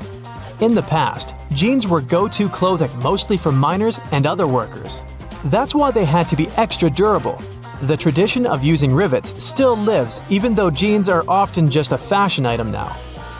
Wooden coat hangers aren't just made from any wood. The cedar wood used for their production is known to repel bugs and moths.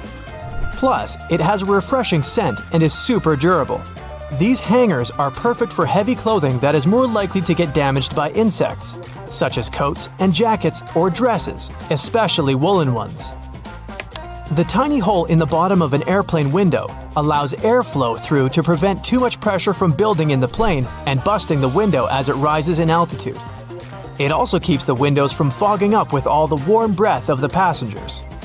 The extra little pocket on the side of your jeans, also known as the fifth pocket, was designed to keep the pocket watch in it. Gold miners in California in the mid-1800s needed that accessory to keep track of time, and jeans were their go-to clothing. The expensive watch stayed safe and sound in that pocket you can now use to keep anything from folded-up cash to a stick of lip balm. Most child-proof pill bottles have strange lids that are threaded on each side. One of these sides has regular threads and won't lock into place if you screw it on top of the pill bottle. So, if you have trouble removing the cap and don't mind turning it into a normal one, just use the other side of it. The keyboard has inherited its weird non-alphabetical order of letters from the typewriter. Originally, the keys were arranged in alphabetical order, but the typists were so fast the key arms often got cross-wired and stuck. Keyboard manufacturers decided to randomize the order to slow down the typists and keep the machines safe. The deep ridges or threads on audio jacks are made of an insulating material to protect the wires during sound transition. The number of bands shows which end goes where, And if there are 3 bands, 2 of them go per left and right ear, and the third band is for grounding and should be plugged into the stereo or amplifier. A McFlurry spoon comes with a square-shaped hole through the handle. Its purpose is to serve as an attachment to the machine that whisks the ice cream and toppings together. The bar of the machine conveniently slips into the spoon and stirs it like a drill spins a screw. They then give you your dessert with it to do less cleaning. If you see a 4-digit code on a fruit or vegetable sticker, in most cases, it means the producers used pesticides. Organic products will have stickers with 5 digits, and the first one will be 9. Genetically modified products will also have a 5-digit code, but the first number will be 8. The right way to pour milk or juice is from the other side of the carton. This way, the drink won't splash all over the place, and it will be easier for you to control the process. The little legs on your keyboard let you tilt it and see which keys you're hitting. A flat keyboard is way less tiring for your wrists though. You can use an olive spoon to lift olives, cherries, pickled garlic, and other products from liquid-filled jars, cans, or bowls. The hole in the middle is for draining the liquid that gathers in the spoon fast and easily. The grooves on restaurant toothpicks aren't designed to make them look fancier, but to avoid putting them on the table when your plate has been taken. They're made weaker